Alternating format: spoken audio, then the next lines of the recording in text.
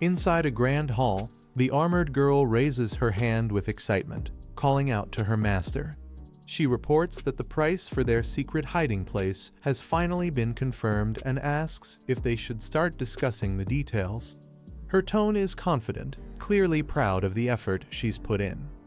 The man in a dark cloak, surrounded by a faint golden aura, turns toward her and asks calmly, "How much?" Without hesitation, she shouts the number 1500. But the master's expression doesn't change. He replies in a deep, steady voice that it's too low, clearly unsatisfied with the offer. Unwilling to let the deal slip away, the girl quickly explains how she knew 1500 was unacceptable. She went out, fought fiercely against everyone, and managed to raise the price to 2000 for him. Her determination earns a brief nod from her master, who then steps forward, ready to conclude matters. He instructs her to meet him at the center of the arena. The scene shifts to a vast open city square bathed in golden light. Statues of heroes stand tall as the wind blows through the ruins.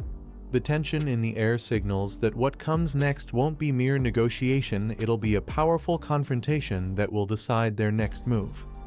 The armored girl enters the hall fully equipped, leading a group of heavily armed knights. Their synchronized steps echo through the corridor as they approach the meeting point, exuding authority and discipline. Smiling shyly, she apologizes to her master, asking him not to mind the escort.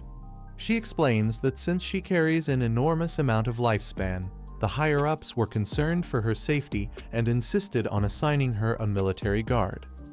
The masked man, calm and unreadable, simply nods and says it's fine. Inwardly, he notes that the officials still don't understand his true strength. Most of them only think he has one or two minor abilities. The exchange concludes with the transaction complete. The girl holds the glowing key in her hands as a message appears. She has obtained 2,000 years of tradable lifespan, while the church sanctuary's hiding place key fades from existence. The deal is done. As the deal ends, the girl waves cheerfully, calling out to her master while addressing him as Brother Shadow. She thanks him before leaving with her escort, reminding him that the transaction involved 2,000 years of tradable lifespan, a reward that could change everything for him. Alone now, the masked man activates his abilities. A glowing system screen appears, listing each exchange. He consumes lifespan after lifespan, unlocking powerful new skills: Murderous Release, Assassin's Ambush, Thrown Night Ring Blade, and Silent Concealment. The numbers rise rapidly as his strength climbs beyond human limits. As energy crackles around him, he reflects that apart from his missing equipment, every skill and level has now synced perfectly. His real-world power has become nearly identical to what he once possessed in the game. His aura fades as he exhales slowly, thinking aloud that he hasn't eaten in days.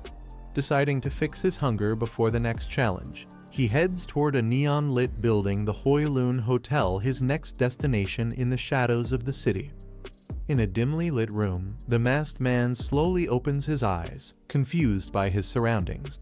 The faint glow of the city filters through the barred window as he realizes he's inside a rundown hotel room, completely unfamiliar and eerily quiet. Outside, a group of thugs notices the movement.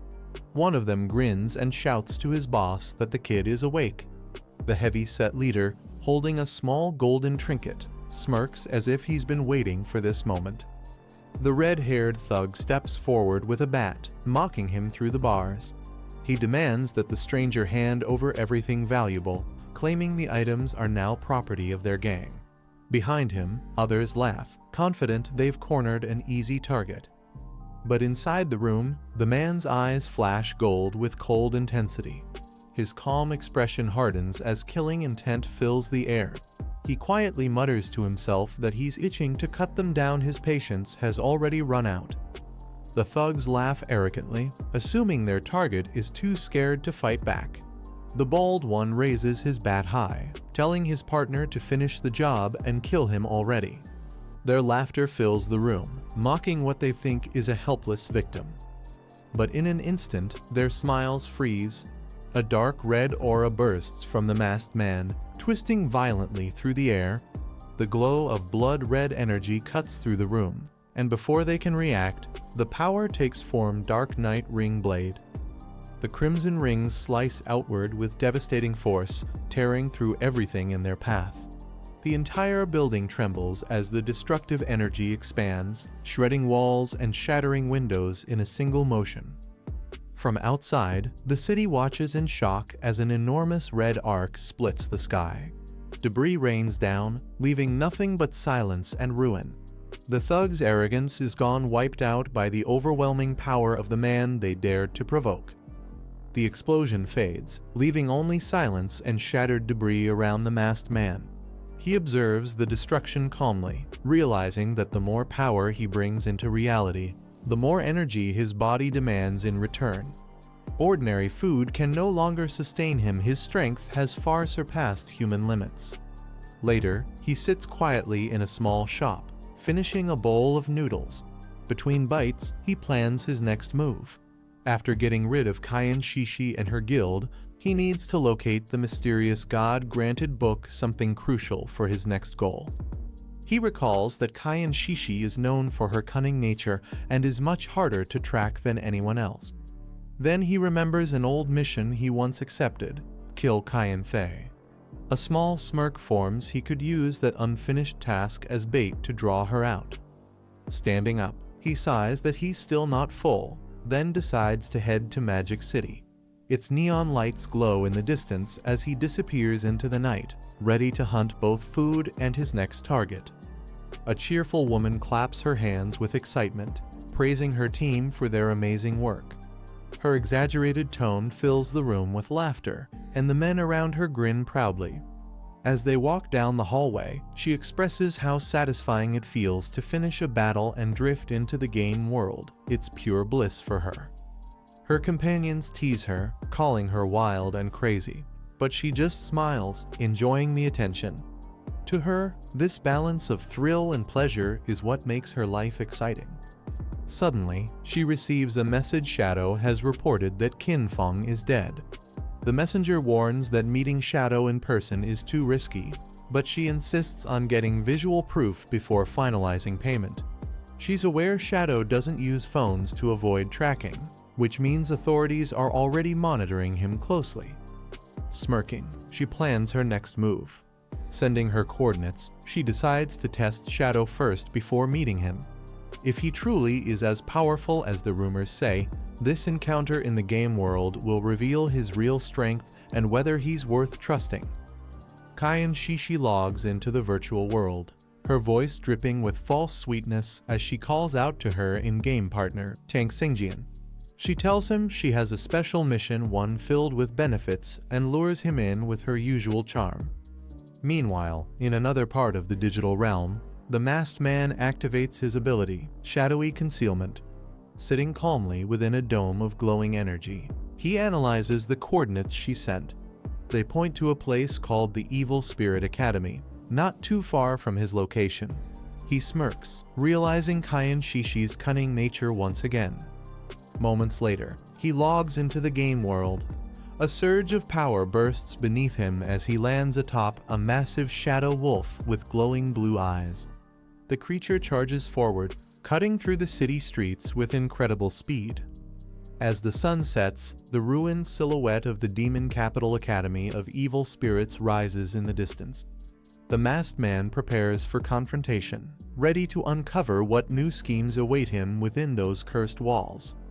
As the dust settles over the ruined city, the masked man arrives atop his massive wolf. His cold gaze fixes on the distant figures below. An official voice echoes through the air, announcing that the Spade faction has already been surrounded and locked down. Standing proudly at the center, a woman in crimson armor, Kayan Shishi, steps forward with confidence. She warns her enemies to surrender immediately or face military action. Her tone is sharp, carrying both authority and arrogance. With a smirk, she turns toward her ally Tang Xingjian and orders him to deliver a message to the leaders of Daxia. She declares that the Spade faction is gone. They are now reborn as the Alice Guild, stronger and deadlier than ever before. Drawing her glowing sword, she unleashes a burst of power that cuts through the air, startling her enemies. Mocking them, she proudly claims that her guild now specializes in killing Daxia's warriors. A new era of blood and rebellion has begun. The Daxia officials shout in outrage, accusing Kyan Shishi of betraying the alliance and promising to bring her to justice. One of them, filled with anger, calls her actions audacious and shameless, but she only smiles, clearly enjoying their frustration. With a mocking grin, Kyan Shishi teases them, calling the Daxia men weak and tauntingly provocative. Her boldness shocks everyone around as she laughs, promising even more entertainment if they dare to face her again. Watching from the shadows, the masked man observes closely. His eyes narrow as he confirms the identity of one of the Daxia officials, Kyu Heonan, codenamed Tianxingjian. He recalls intelligence reports stating that Kyu had leaked key information to the enemy and was executed soon after. Realizing the truth, he finds it intriguing that Kyan Shishi and Kyu Heonan were already cooperating this early. Their alliance was deeper than anyone knew, and the masked man silently prepares to expose them both when the time comes. From a distance, the masked man watches as Kyan Shishi and Kyu Heonan stand together, clearly plotting a scene to test his reaction. He realizes their cooperation isn't coincidence, it's meant to see where he stands. Helping them would mean turning against the officials, while ignoring them could cost him the chance to confront Kyan Shishi in person. After a brief pause, he makes his choice. Shadows surge beneath his feet, and a massive wolf-shaped aura emerges, its glowing form casting an eerie light over the battlefield. The soldiers below tense up, recognizing the arrival of someone far beyond their league. Without a word, he unleashes his power Dark Knight Ring Blade. Crimson energy spirals outward in deadly waves, striking every enemy in sight. Damage numbers explode across the air as players fall one by one, instantly erased by his devastating attack. The survivors stare in disbelief, their faces frozen in shock. Kyan Shishi and her allies can only mutter in confusion, stunned by the sheer force he unleashed. Whatever game they planned, it's clear now Shadow isn't someone to test. Amidst the glowing ruins of the battlefield, golden light pierces through the dust-filled air. The masked man steps forward, his black cloak rippling behind him as his presence silences everything around. As the dust settles on the battlefield, a man draped in a black cloak steps forward. His calm yet dominant aura captures everyone's attention. He introduces himself simply Shadow. The name alone carries weight, enough to silence the area.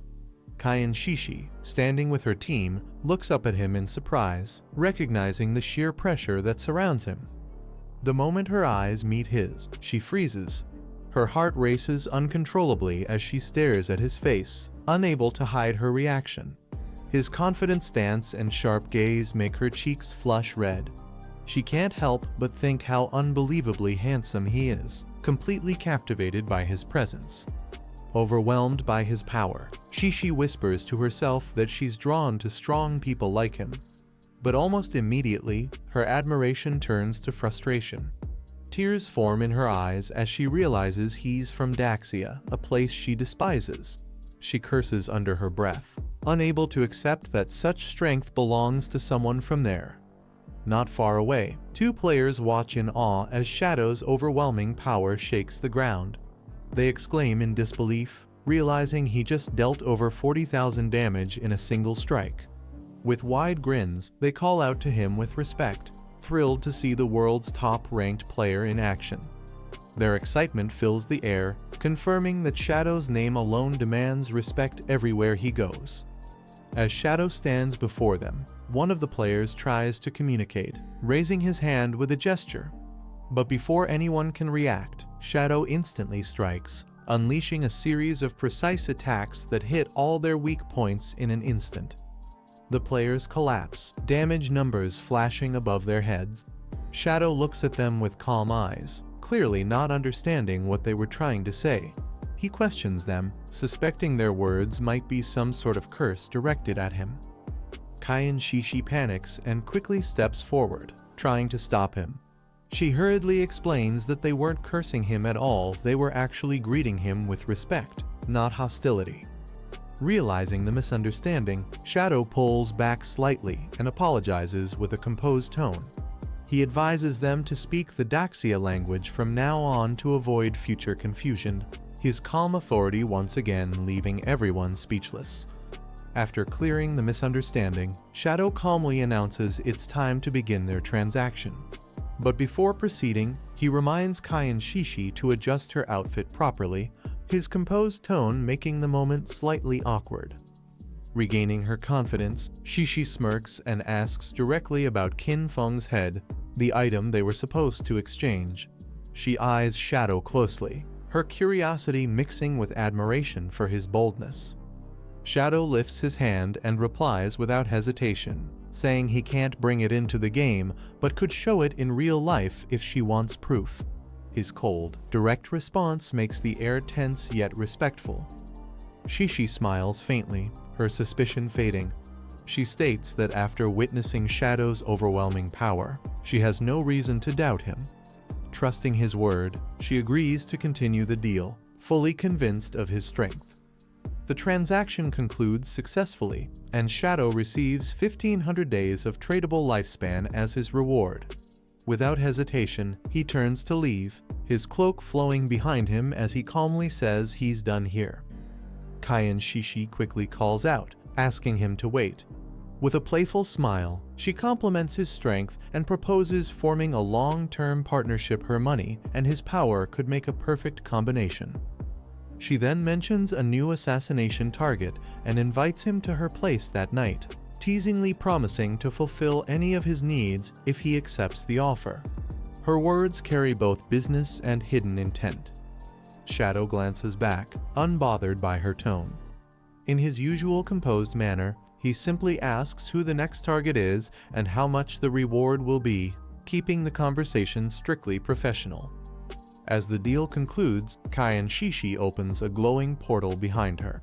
With a confident smile, she tells Shadow that their next meeting will bring an even greater reward, one far more generous than before. Before disappearing, she invites him to meet her again that night at the port of the demon capital, her tone filled with both business and playful intent. The light engulfs her as she vanishes from sight. Watching her fade away, Shadow silently notes her words. He wonders if the port she mentioned is actually her private yacht, his expression remaining calm and unreadable as the scene shifts. As the sun sets over the demon capital, an eerie energy begins to stir elsewhere. In a dimly lit chamber, two mysterious figures kneel on the ground as glowing runes activate beneath them, signaling that something powerful and dangerous is being revived. Elsewhere, news of Shadow's actions quickly spreads. A man slams his hand on the table in anger, accusing Shadow of betraying the official side. Despite his frustration, he smirks with satisfaction, realizing that Kai and Shishi has successfully formed an alliance with Shadow, meaning he'll soon receive her reward. Gathering his composure, the same man orders his subordinates to monitor the situation. He tells Lin Kingzhu to lead everyone to collect their lifespan rewards for now, warning that more action may be needed later. She silently nods and agrees to his command. As Lin Kingzhu walks away, her expression turns serious. She questions whether Shadow has truly joined forces with Spade A, her thoughts filled with uncertainty. But even with doubts, she's determined to take action if it turns out to be true. Quietly, she clenches her hand, acknowledging the vast difference in strength between them. She recalls how she didn't even have a chance to see Shadow's attack before being defeated, a reminder of how far she still has to go.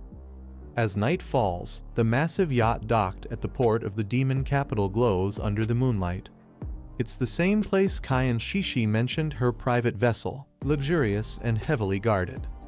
Shadow walks calmly toward the entrance, his dark cloak flowing behind him. The guards stationed outside immediately take notice, tense yet respectful as his presence radiates quiet authority.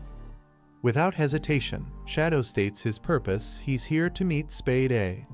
The guards recognize him instantly, calling him Lord Shadow, and inform him that the lady has been waiting for his arrival. they allow him entry without question.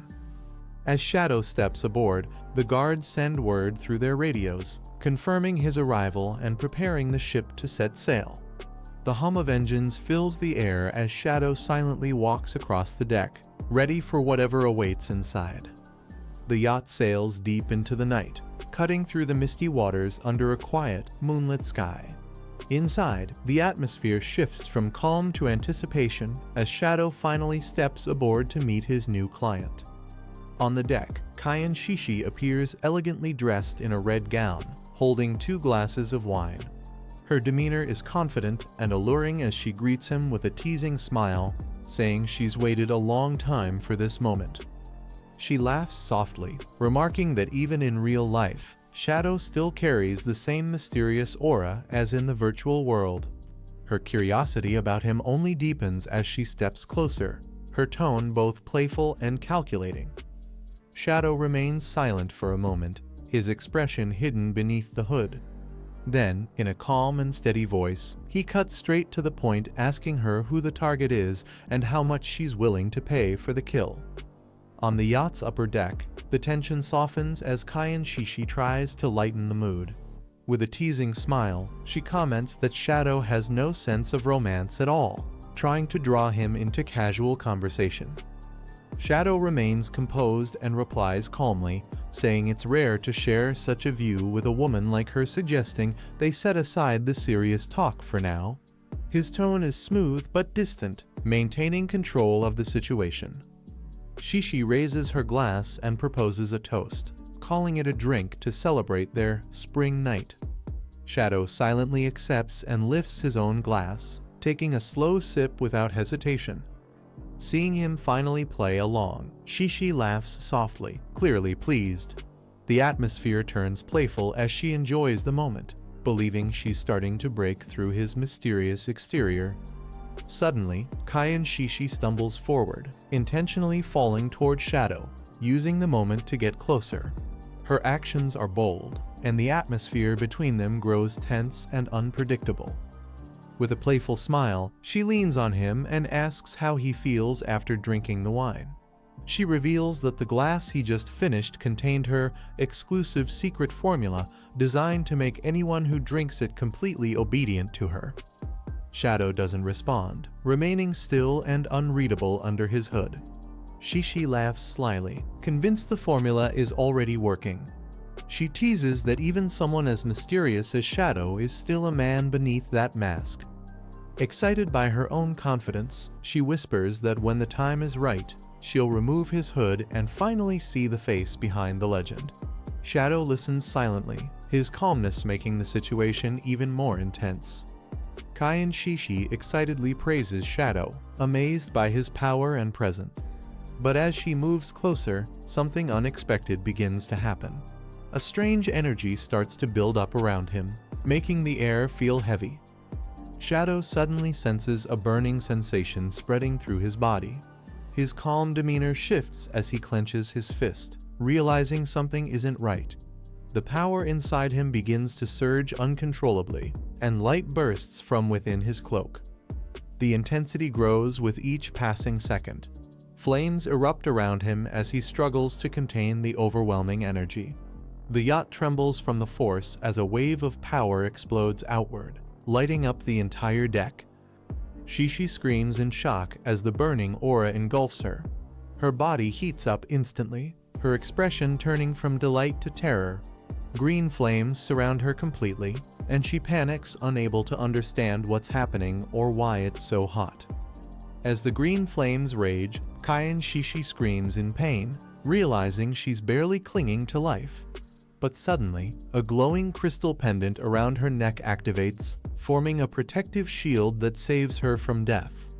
A deep voice echoes nearby, revealing that it's a body-protecting crystal pendant, a rare item capable of blocking fatal attacks. Before she can react, a familiar figure steps out from the shadows, his golden eyes glowing ominously. Shock fills her face as she recognizes him. It's Qin Feng, the man she thought Shadow had already killed. Confused and terrified, she demands to know how he's still alive. Qin Feng smirks slightly and explains there's only one reason for it. As dark energy swirls around him, he calmly declares the truth: he is Shadow. Kai Shishi stares in disbelief, trembling as the realization sinks in, unable to comprehend who the cloaked figure beside her really was. As the truth settles in, Kai Shishi stares in shock, unable to process what just happened. The one she trusted and admired was none other than Qin Feng, the true Shadow himself. The woman falls to her knees, trembling as she begs Qin Feng for forgiveness. Her voice shakes as she calls him brother, then quickly corrects herself, addressing him as Dad Qin Feng. Crying uncontrollably, she admits her mistakes and pleads for mercy. She swears to give him everything: her life, her loyalty, and promises to serve him from now on. Qin Feng remains calm and composed, looking down at her. In a cold tone, he asks about the 5 foreigners who were seen with her earlier. Panicked, the woman hesitates before asking if he'll let her go if she tells him the truth. Her face twists in fear and desperation as she tries to please him. The woman lets out a sharp scream as her body collapses lifelessly on the floor. Qin Feng stands over her, his expression calm and composed. He looks down and mutters that the 5 foreigners she mentioned aren't here. A faint glow appears on his phone as a system message shows that he has gained 659 years of tradable lifespan. Qin Feng sighs lightly, disappointed that he couldn't catch all of them at once. He then instructs to use Kai Shiyun's phone to contact the authorities, ensuring the scene will be properly handled. Without hesitation, he turns and walks away, leaving her body behind. Under the moonlit sky, a large ship moves steadily across the ocean. The night is calm, but somewhere within that ship, danger and unfinished business are waiting for Qin Feng. Under the moonlit sky, flashing lights cut through the waves as police boats speed across the ocean. The calm night turns chaotic as sirens echo over the water. The authorities rush toward the yacht after receiving a report of a mass murder on board. One of the victims is identified as the daughter of the Kayan Group's chairman, sending shockwaves through the department. The investigation team moves quickly, their faces tense with urgency. Based on the report, the killer's techniques closely resemble the Shadow's in-game abilities, giving them a clear lead on the suspect's identity. The officers exchange grim looks, realizing the magnitude of what they're dealing with. On one of the patrol boats, the lead investigator clenches his fist in anger, calling the Shadow's actions lawless and reckless. His voice rises with determination, declaring that such crimes are a direct challenge to the nation's authority. The rest of the team silently agrees, readying their weapons as they approach the crime scene. The commanding officer issues the final order once they confirm the killer's location. They are to open fire without hesitation and ensure the target is eliminated. Under the bright moon, the searchlights converge on the yacht, signaling the beginning of a high-stakes pursuit. At the crime scene, officers inspect the bodies under the harsh glow of searchlights. One reports that they found an unknown DNA sample in the victim's mouth, along with burn marks, clear signs of torture before death. The team's expressions darken, realizing the cruelty behind the act. The lead investigator curses the Shadow, furious not only for the killings, but for the humiliation inflicted on the victims. He then activates his special ability, Dying Wish, which allows him to trace the killer's location for 5 minutes by touching the corpse. As the power surges through him, energy radiates across the deck. His eyes glow with determination as he vows to bring the Shadow to justice. Suddenly, his expression changes. He's found something. His eyes widen as the signal spikes. In that instant, he yells a warning: the Shadow is here. The team immediately raises their weapons and opens fire toward the detected direction, unleashing their full power under the moonlit sky. The moment the investigator gives the command, the team opens fire. Bright green energy bullets streak through the air, lighting up the deck in flashes of deadly light. But before they can react, their attacks rebound violently. Several officers are struck down instantly, their bodies collapsing as chaos erupts among the ranks. The others freeze in shock as Captain Q falls lifelessly to the ground, his blood splattering across the floor. One of the surviving officers screams his name, realizing too late that the shadow has already made his move. Standing calmly in the midst of the gunfire, a cold, silver-haired woman steps forward. Her eyes narrow as she faces the unseen enemy. She shouts at the shadow, accusing him of killing an investigator and defying the nation's authority. Her hands glow with energy as she activates a shimmering barrier to block the oncoming attacks. The sound of gunfire continues to echo through the ship, but behind the protective shield, her expression remains firm and unshaken. The clash between law and power has officially begun. As the tension on the yacht settles, the remaining officers gather around the bodies. A calm but firm voice tells them not to panic. The investigators begin piecing together the clues left behind, analyzing the evidence retrieved from the scene. One officer reports their findings. There are clear signs of internal corruption. Captain Q had been secretly passing classified information to Kyan Shishi in exchange for personal gain. The officer explains that proof of their contact was found on both of their phones, confirming the betrayal. Captain Lin's expression hardens as she listens. She quickly realizes the depth of the conspiracy, calling Kyu Haeonan an insider who aided criminals from within the organization. But as she reviews the data, something unexpected catches her attention.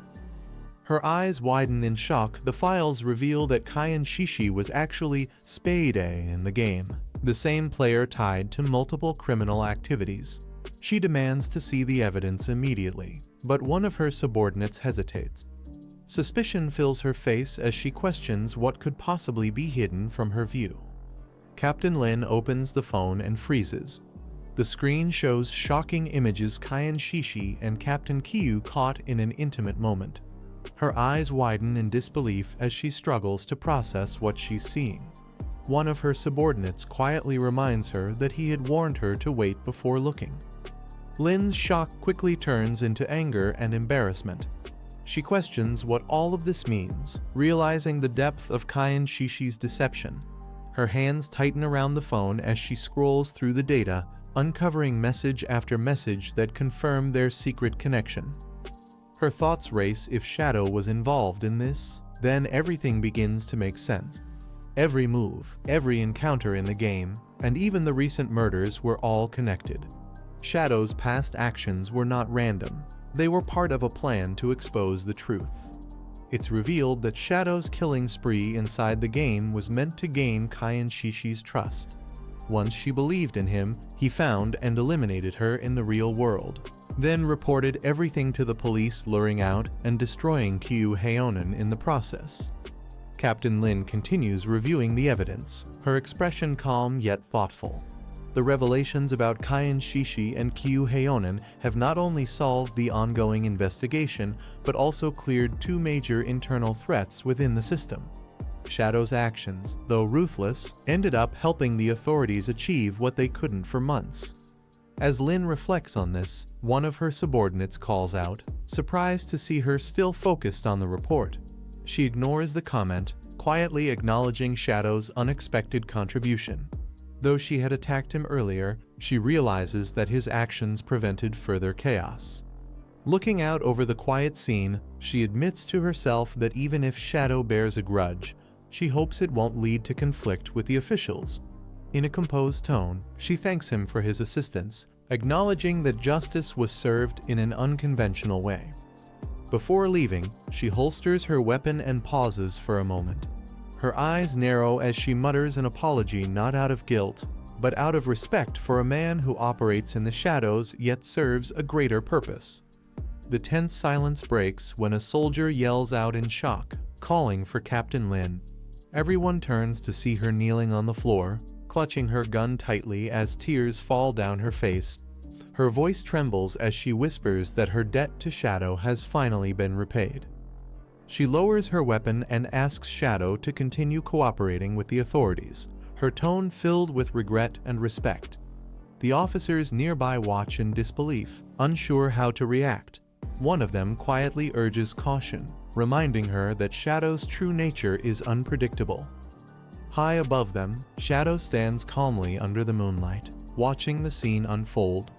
His figure glows faintly against the night sky as the wind whips around him. He mutters to himself, questioning whether Lin Qingyu, known as Captain Lin, would go so far as to shoot herself just to avoid becoming his enemy. As he turns away, his voice carries softly through the night. The narration closes with a single thought: this was the strength and composure expected of the future leader of Demon City. The city lies in ruins, buildings cracked and broken under the orange glow of the setting sun. The air is filled with dust and echoes of distant explosions. Among the debris, monstrous figures emerge, humanoid creatures with grotesque shapes advancing through the streets. At the center of the chaos, a warrior with a shield stands ready, facing down one of the approaching beasts. Behind him, a dark-haired mage named Xiaoyu raises her staff as a green light begins to form at its tip. The man shouts for her to heal him quickly as the monster closes in. Xiaoyu nods and casts her spell, but something goes wrong. The healing energy bursts unevenly, missing its target. The man stumbles forward, shouting in frustration that she messed up the healing again, calling her useless in the heat of battle. As the monster towers over them, Xiaoyu bites her lip and steadies her staff, determined not to fail again while the warrior braces himself for the next attack. The battle in the ruined city is far from over. The creature's body begins to glow with eerie green light as healing energy surges through its form. Its stitched flesh regenerates rapidly, and the air crackles with unnatural power. Xiaoyu's eyes widen in fear as she realizes her healing spell has unintentionally strengthened the monster instead of her ally. Before she can react, the creature lashes out. The impact sends Xiaoyu flying backward, her staff slipping from her hand as the world spins around her. Pain and confusion fill her eyes before everything fades into darkness. Moments later, her surroundings shift. The city returns to its calm state. Xiaoyu finds herself revived, standing beside her companion once more. She blinks in disbelief, murmuring that she must have died again, even though she didn't see anyone nearby. Her voice trembles as she realizes what this means. It wasn't a random attack. She clenches her fists, certain that this was the work of the shadow. Anger burns in her eyes as she questions why he keeps targeting her, wondering if he somehow knew she wanted to avenge her fallen brother, Song Fei. Xiaoyu's frustration quickly turns into confusion as her companion snaps at her. He scolds her harshly, calling her foolish for thinking the shadow had time to target someone like her. His voice rises as he explains that the real cause of their defeat was her own healing spell. It had accidentally triggered the monster's ability. He continues angrily, revealing that the creature responsible was the Platinum Boss, the headless assassin Xia Meng, a powerful enemy they had already encountered. He accuses her of not paying attention to the system alerts, his tone full of irritation. Xiaoyu lowers her head, holding back tears as he continues ranting. He curses that if he's ever assigned to the same team with her again, he'd rather end himself than repeat this nightmare. But before she can respond, a shadow looms over them. The ground shakes as the monstrous figure of Xia Meng appears once again, her glowing red eyes locking onto the trembling pair. Fear grips Xiaoyu as the man stares up in disbelief, realizing the boss has followed them into the real world. Without hesitation, he shouts for everyone to run. The night was calm, and the grand Dongfang estate glowed under the moonlight. But inside, that peace shattered as a plate crashed violently to the floor, scattering fruit across the marble tiles. The sound echoed through the hall, carrying the weight of fury and frustration. A woman with fiery red hair stood trembling with rage, clutching her phone tightly. Her sharp voice sliced through the silence as she berated the person on the other end. She accused them of wasting a perfect opportunity to eliminate Shadow, the very man who had destroyed everything she held dear. Years of influence and planning meant nothing if her subordinates failed at the moment that mattered most. Her tone grew colder, filled with bitterness and grief. She refused to listen to excuses. The blood of the Dongfang family had been spilled, and she swore it would not be in vain. Her voice rose to a furious command as she demanded revenge. No matter the cost or the method, Shadow had to pay for his sins. As her anger echoed through the empty mansion, the shattered plate on the floor seemed to reflect her own shattered resolve, fragile, yet burning with vengeance that refused to die. Inside a dark hallway, the red-haired woman scolds her subordinate over the phone, reminding them that Shadow had killed their father-in-law. She demands to know why they're still hesitating to act. From the shadows, a young boy covered in blood appears, dragging a lifeless body. He calmly tells his mother that he has a plan to kill Shadow. Shocked, the woman asks what plan he could possibly have, reminding him that the deadly game can only be entered by adults. With a chilling smile and glowing red eyes, the boy explains that even if he can't join the game, he can still think. Since Shadow enjoys killing, they'll lure him into a trap, provoking him and preparing the ambush at his father's fireworks factory. The boy calmly continues his explanation, saying that once Shadow begins killing, they'll detonate the entire fireworks factory, turning it into his grave. Even if the plan fails, no one will be able to trace it back to them. The red-haired woman listens with a cold smile, clearly impressed by her son's ruthless thinking. She remarks that their training has paid off and mocks the man on the other end of the call for being less capable than her own child. The voice on the phone warns her to keep this operation secret since the officials still want to win Shadow over. He adds that her elder brothers wouldn't support such a reckless move. Unfazed, she agrees to handle it herself. Ending the call with determination, she vows to arrange everything, her eyes reflecting a dangerous resolve. Standing beside a lifeless body, the red-haired woman asks if the commoner still refused to give up his lifespan. Her son lowers his head, apologizing softly. With a guilty smile, the boy admits he couldn't control himself and ended up killing the woman by accident. His innocent tone contrasts with the blood staining his face. The scene shifts to the world of the god-forsaken game, specifically the ruins of Magic City, a place filled with chaos and destruction. There, a fierce battle unfolds. A black-haired warrior unleashes a powerful energy attack, her expression filled with rage and determination as the fight rages on. In the chaotic streets of Magic City, players suddenly collapse, their bodies glowing as their souls fade away. Onlookers panic, realizing someone has killed them in an instant, and only one name comes to mind. The crowd shouts in fear, convinced that Shadow is behind the mysterious deaths. Panic spreads rapidly as people flee in every direction, the air filled with screams and flashes of golden light. Amid the chaos, a calm figure stands by the sea, watching the clear sky. Rumors spread that Shadow is slaughtering innocents everywhere, but his silent stance tells another story, one that's yet to unfold. Standing by the calm ocean, Shadow surveys the city skyline and decides it's the perfect location to create a new hiding place. The system prompts him to use over 1,000 years of lifespan to extract the land of soul purification into reality. He confirms the extraction, marking the location on the map as the system reveals that the hiding place lies deep underground. A warning appears: all matter overlapping with the new structure will be erased upon creation. Without hesitation, Shadow gives the command to proceed. The sea ripples beneath his feet as the vast underwater structure begins to take shape. Standing tall under the bright sky, Shadow activates his power, merging reality and illusion as his new sanctuary forms. As the extraction completes, the massive underwater temple emerges, glowing with divine energy. The calm sea roars as Shadow's new base fully materializes.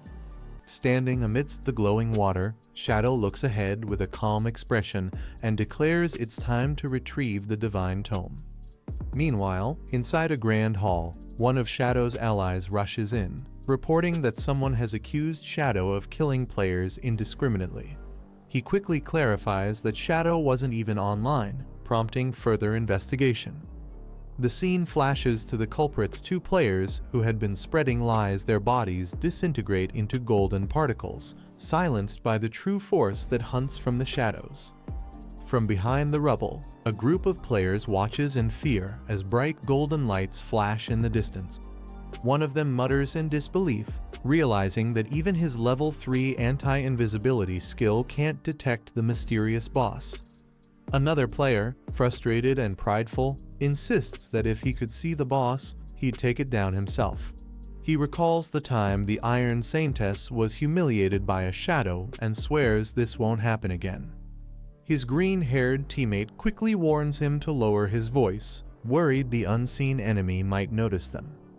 Deciding to gain an advantage, the group moves toward higher ground for a clearer view, unaware that the shadow they seek might already be watching them. As the group rushes forward, chaos erupts. A banana peel suddenly appears on the ground, sending one of them slipping right into the path of a deadly pink energy slash. The green-haired player calls out in panic as his teammate is instantly struck down, his body dissolving into golden light.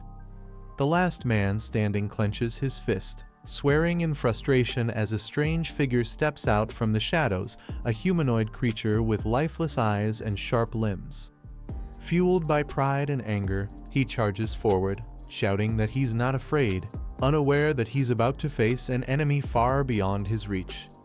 The battle intensifies as the Stitch doll-like creature launches a vicious kick, sending the warrior flying backward with a burst of pink energy. Struggling to recover, he quickly rolls to avoid another strike, but realizes he moved too early, leaving himself wide open. The creature doesn't hesitate, it flips gracefully in midair, slamming down another attack with terrifying precision. Gritting his teeth, the warrior glares up from the ground, furious that his blows still haven't landed, determined not to fall without a fight. The fight continues as the strange doll relentlessly attacks, her movements so fast that the warrior can barely react. He tumbles across the ground, struggling to keep his balance. Dizzy and exhausted, he mutters that he's rolled to his absolute limit, his strength nearly gone. When he looks up, the creature suddenly vanishes into thin air, leaving him stunned and scanning the battlefield in confusion. His vision begins to blur as something ominous looms above. The last thing he sees is a dark shadow descending, signaling his inevitable defeat. The Stitch doll leaps high into the air, her body glowing with pink energy before slamming down a devastating blow, a deadly skill called Stealth Strike. The impact shatters the ground beneath her opponent. The warrior collapses instantly, his life force fading away as the doll turns, unfazed by the destruction around her. From the shadows above, a dark aura flickers, an ominous presence quietly observing her actions, letting out a cold, dismissive hum. Suddenly, a powerful figure appears behind her, striking with incredible speed. His blade glows as he delivers a counterattack, true stealth breaker, Fierce Strike, ending the clash in one decisive move. After the intense battle, silence falls over the ruined city. A figure cloaked in black steps forward, his silver hair glinting under the fading light. A few minutes before Qin Feng arrived, the tension among the survivors had already reached its peak. In the middle of the chaotic street, a young girl stood trembling while surrounded by accusing voices.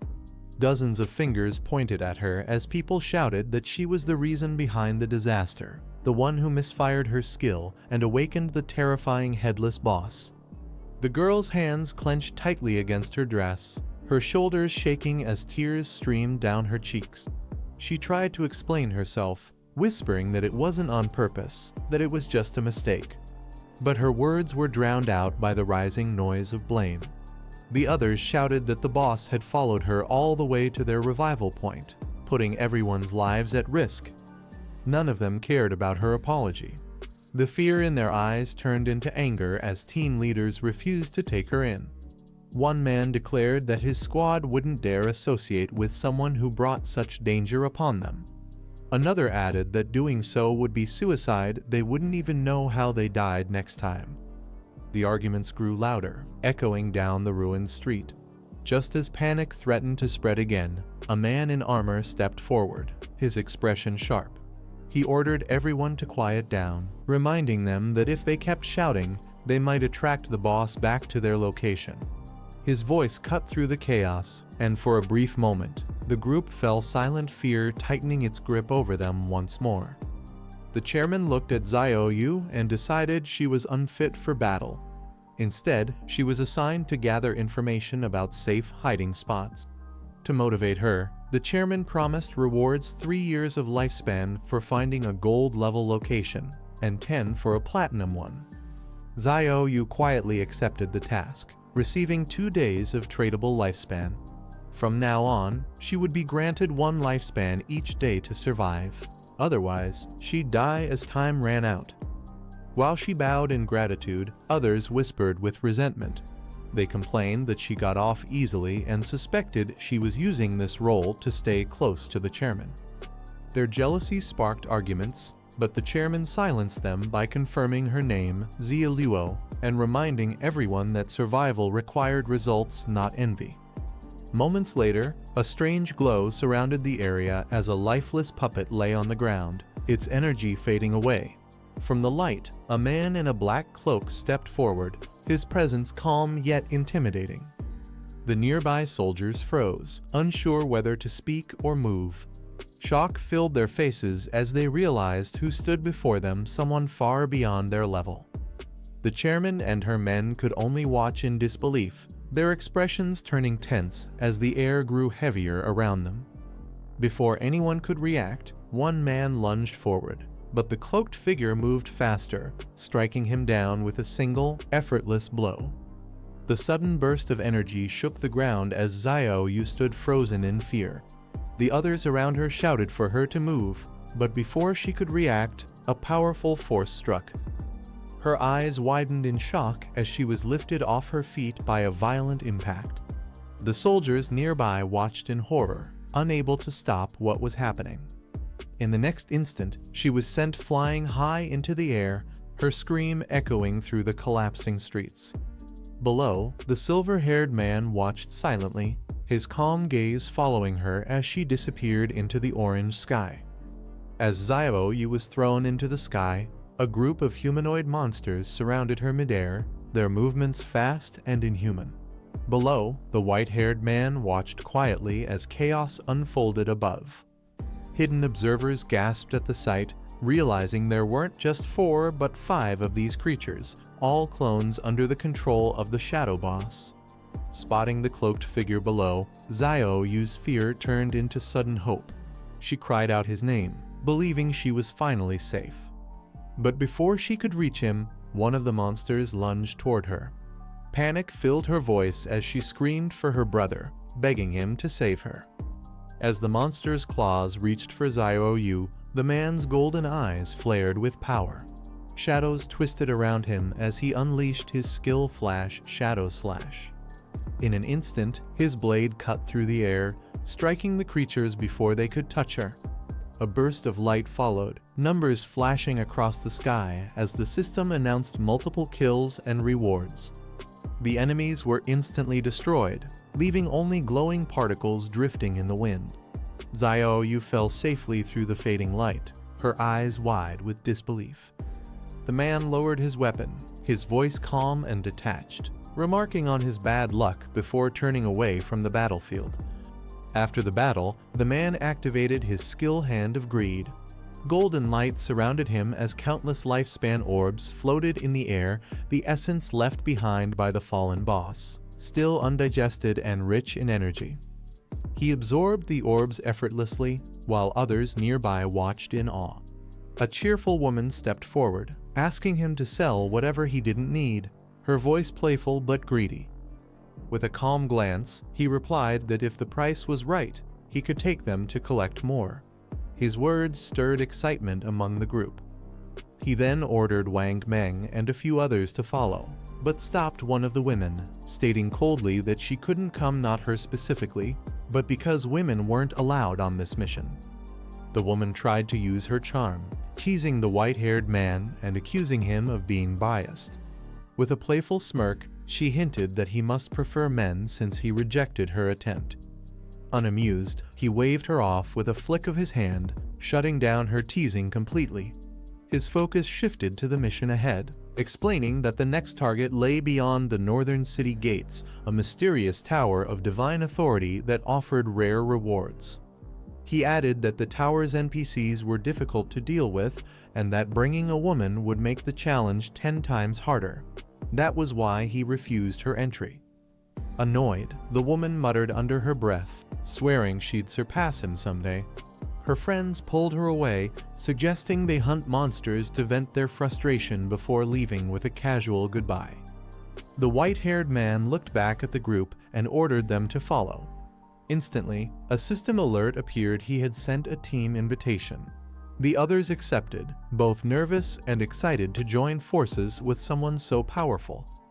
As they moved out, the gap between their abilities became obvious. His speed was unmatched, leaving the rest struggling to keep up. They could barely follow his movements, realizing just how far above them he truly was. While walking ahead, he silently reviewed the loot from the previous battle. More than 20 items had dropped, but only 2 were suitable for assassins. Among them was a rare weapon, the forest white bone blade emerald. It boasted high agility and armor penetration, with a unique effect that doubled movement speed and increased dodge rate when attacking. Inspecting his new loot, the man drew a crimson blade radiating with dark energy. Its power was immense, nearly twice as strong as his previous weapon, with added strength, agility, and armor penetration. He examined the stats carefully. The weapon, called Shadow Blade Platinum Grade, allowed him to unleash condensed dark energy that could shatter buffs and deal powerful single-target attacks. Though its base damage was modest, its effect impressed him. Deciding to enhance it further, he upgraded the blade to legendary rank, amplifying its stats and abilities. Dark aura surged around him as the weapon transformed. Now, each strike could shorten its cooldown with every weak point hit. Smirking, he noted that for him, the cooldown was barely a second proof of his unmatched mastery.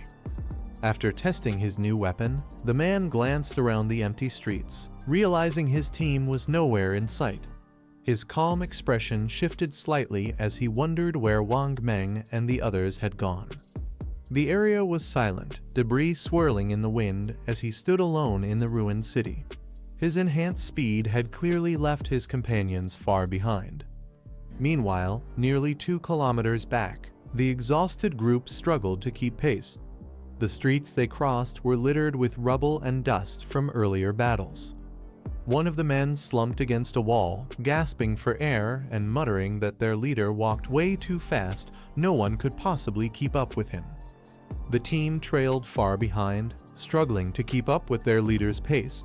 One of the men collapsed to the ground, gasping for breath and admitting he couldn't go any farther. His armor was covered in dust, his body trembling from exhaustion after miles of running. The rest of the team wasn't in much better shape. A towering ancient structure rises from the forest, shrouded in mist and mystery. The ground trembles faintly as the white-haired man approaches, his sharp eyes fixed on the massive gates ahead. Every step echoes through the silence, signaling the start of something dangerous. He stops before the entrance and observes the weathered stone pillars that guard the place. In a calm, confident tone, he remarks that this is the exact location they were looking for. The air feels heavier here, and even without stepping inside, an ominous pressure surrounds the area. His team stands quietly behind him, waiting for his next move. Looking up at the towering monument, he explains that once they enter, an NPC will appear and issue a challenge. But this one, he warns, isn't like the others. This particular NPC adjusts his prices based on strength. The more powerful the player appears, the more expensive everything becomes. It's a cruel system designed to drain the strong. His words make the group tense. They know this won't be a simple quest. He takes a deep breath and states that he'll only use 10% of his true power in this challenge. It's enough, he says, for what's coming. He tells his team to give it their all. Their objective is clear: defeat a single gold rank boss. The group falls silent at his declaration. Even with his calm voice, the weight of his confidence and the danger ahead fills the air. marking the beginning of their real test. As the heavy doors creak open, the group steps inside. The armored knight immediately kneels before the white-haired man, trembling as black energy seeps from his body. He remains silent, unable to lift his head, while the white-haired man simply watches without emotion. The knight forces a shaky smile and tries to appear confident. Despite the exhaustion visible on his face, he assures his leader not to worry and promises to complete the mission no matter what. His voice carries determination, though his trembling hands betray his fear. Before they advance, the white-haired man reminds them to keep communication through the party channel and avoid speaking aloud. He explains that once they pass the challenge, they'll have access to rare items from the NPC, but warns that the creature must not overhear their plans. The team nods, understanding the seriousness of his words. As the massive doors slowly close behind them, darkness engulfs the hall. The faint light from outside fades, leaving only the echo of their footsteps and the sound of the gate sealing shut marking the point of no return. Inside the dimly lit chamber, the group stands before a mysterious hooded figure radiating blue light. The NPC greets them with eerie politeness, welcoming the friends from Blue Star. His voice echoes through the tower, sending chills down their spines as he mocks them for trembling before the challenge. The hooded entity spreads his arms and introduces the place as the Tower of Divine Authority. He explains that those who survive his challenge will earn the right to trade rare items with him. His glowing chest crystal pulses like a heartbeat as he instructs them to declare when they're ready to begin. The team looks at each other in disbelief. One of them nervously admits he didn't expect real NPCs in this world, while another anxiously asks what kind of boss they'll be fighting. Confusion and unease ripple through the group as the reality of the test begins to sink in.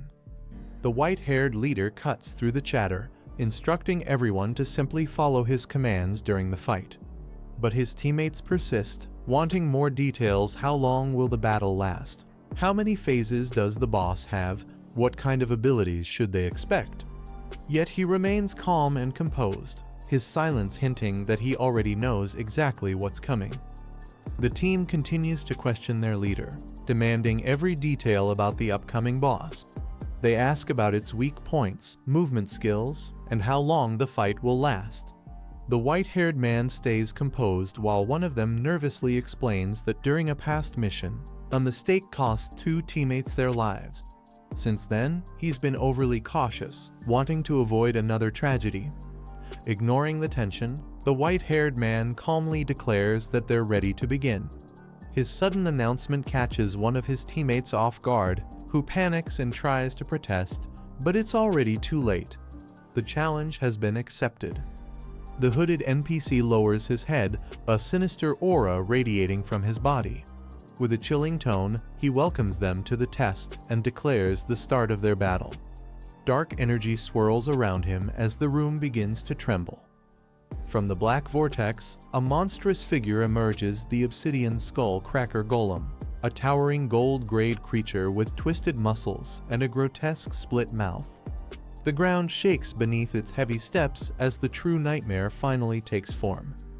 The group freezes in shock as the monstrous golem's status appears level 20, gold rank. One of them panics, realizing their highest member is only level 11. But the white-haired leader remains calm, giving a firm order for Wang Meng to take the lead. Without hesitation, Wang Meng raises his shield and shouts in determination.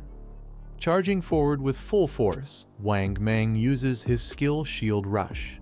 His shield slams into the golem's chest with explosive energy, sparks and dust scattering through the air as he pushes the giant back a few steps.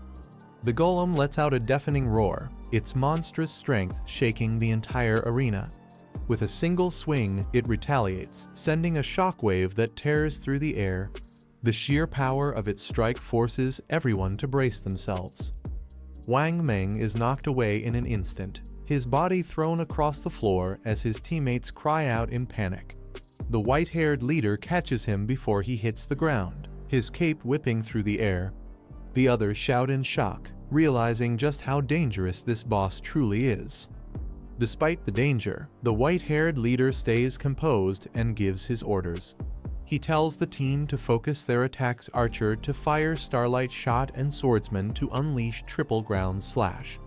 The group quickly regains formation, following his command without hesitation. The archer leaps back and fires a rapid barrage of glowing arrows that pierce through the air, striking the golem's massive jaw. Sparks and blood burst from the impact, showing the creature can be hurt after all. The swordsman dashes in next, his blade flashing with red energy as he slashes 3 times in quick succession. Each strike lands perfectly, cutting deep into the monster's chest and forcing it to stagger. The golem lets out a furious roar, its gaping mouth splitting wider as cracks spread across its armor like skin. The team's combined assault finally leaves a visible mark, but the beast is far from defeated. The real battle has just begun. The golem slams its fists into the ground, releasing a surge of dark purple energy that spreads across the arena. Cracks form beneath its feet as the creature lets out a furious roar, signaling its enraged state. The pressure in the air becomes almost unbearable. The white-haired leader immediately recognizes the change. He warns the team that the boss has entered rage mode and that he'll take control of the fight. His tone is calm but sharp, showing he's fully aware of the danger they're now facing. As he charges forward, he instructs the others to stay alert and avoid the black oil oozing from the monster's body, a deadly substance that spreads corruption wherever it lands. The group scrambles to reposition, relying on his swift commands to stay alive. The enraged golem swings wildly, its corrupted energy tearing through the ground. 2 teammates barely dodge the attack, crashing to the floor as the black oil splatters nearby. Breathing heavily, one of them mutters in relief that was far too close. The white-haired leader swiftly closes in on the golem, his cloak fluttering through the wind. Concentrating his power, he launches his skill Shadow Blade. A wave of dark energy forms around his weapon as he prepares a precise strike aimed directly at the creature's weak point. The blade slices through the air with deadly speed, piercing the monster's open jaw and tearing through its inner core. The system registers the hit, a critical weak point attack dealing massive damage. The golem's roar shakes the entire chamber as the energy bursts out violently. The creature's body trembles before collapsing to one knee. The dark aura fades from its form as the notification appears, enraged status dispelled. The immediate danger subsides, and for the first time, the battlefield falls silent. The team exhales in relief, exchanging nervous laughter. One of them jokes that the boss might have unequipped its gear with how easily it went down. Another adds that their leader's quick action probably made the NPC think the boss was just a weak mob. Even in victory, their tone remains cautious. They know this fight isn't truly over yet. As the group regains their breath, the archer breaks the silence, curious about something. He recalls how their leader mentioned that the stronger a player appears, the more expensive the NPC's items become.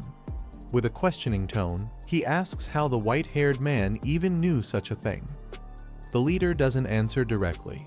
Instead, he calmly explains that the god-forsaken game is full of hidden secrets and lost information buried deep within its ruins. His words carry a mysterious weight, as if he knows more than he's letting on. He then turns the question back on them, asking whether they've been exploring seriously or if they've grown complacent. His sharp gaze makes the group freeze, unable to respond. A heavy silence fills the room as they realize how far apart their skill levels truly are. Before anyone can speak, a deafening roar shakes the entire chamber. Flames ignite from the fallen golem's body, twisting into a fiery vortex.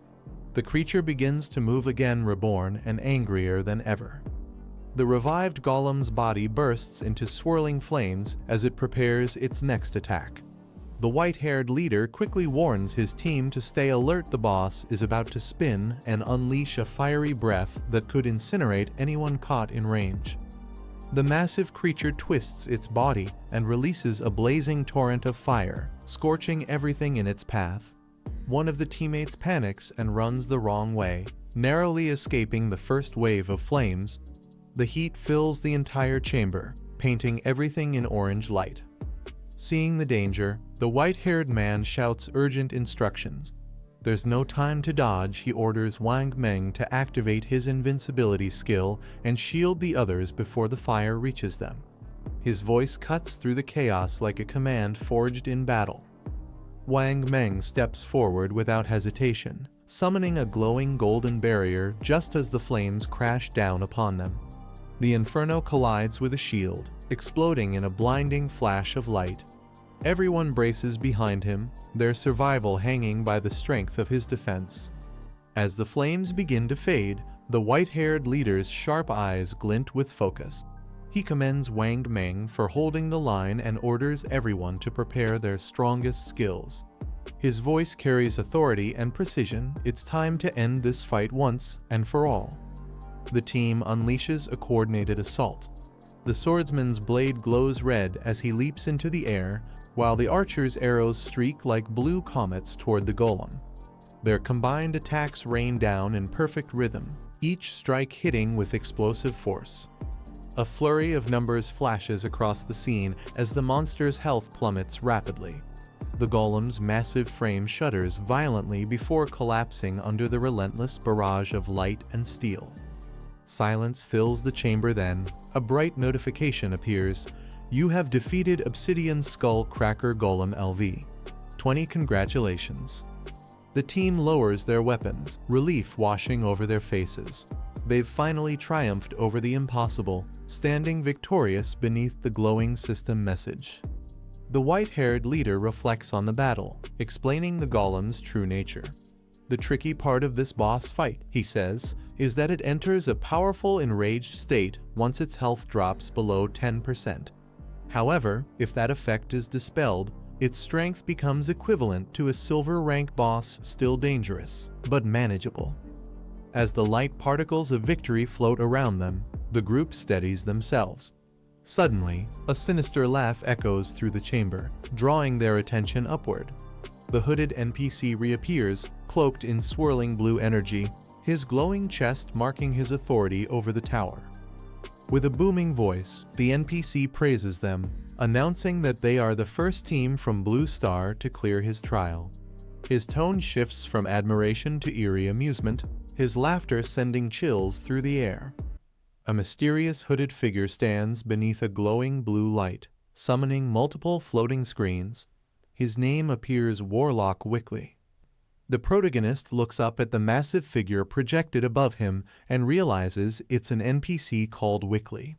As the shadow stretches across the floor, he notices something odd. The figure has 6 fingers. Before he can react, a burst of blinding blue energy flashes across the room. In the next moment, a powerful beam of light shoots upward, tearing through the air with immense force. As the blinding beam fades, one of the players yells in shock, wondering why the NPC suddenly attacked. The white-haired man calmly explains that even the so-called steady old dog lost his composure. He reminds everyone that NPCs can't attack unless a player breaks their taboo.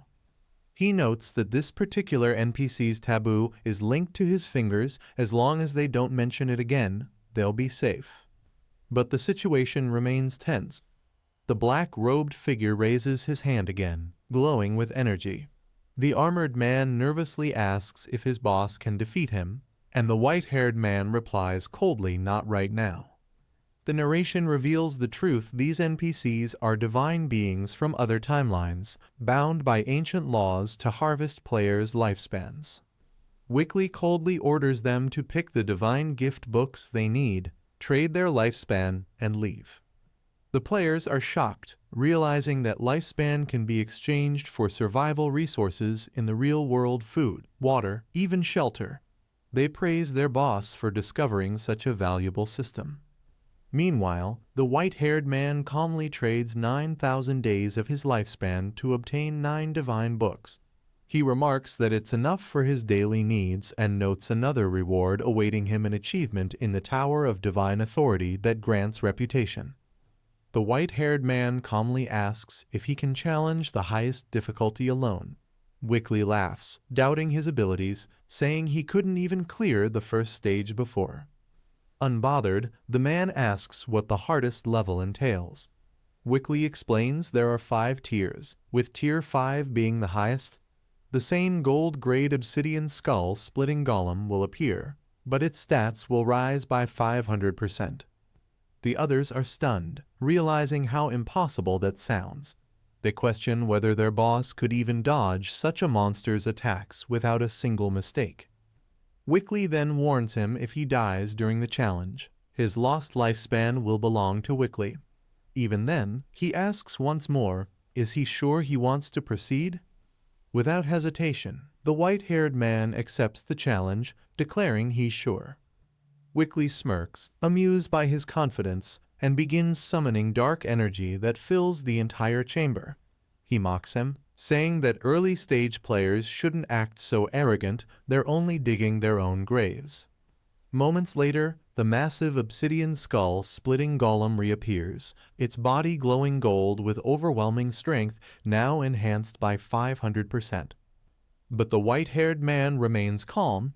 He grips his weapon tightly, noting that Wiggly can buff his summons far beyond this up to 2000%. With a cold gaze, he readies his weapon and mutters it's time to test it. The golden golem roars as the battle begins, its massive body shaking the entire chamber. The white-haired man charges in, his weapon glowing with dark energy.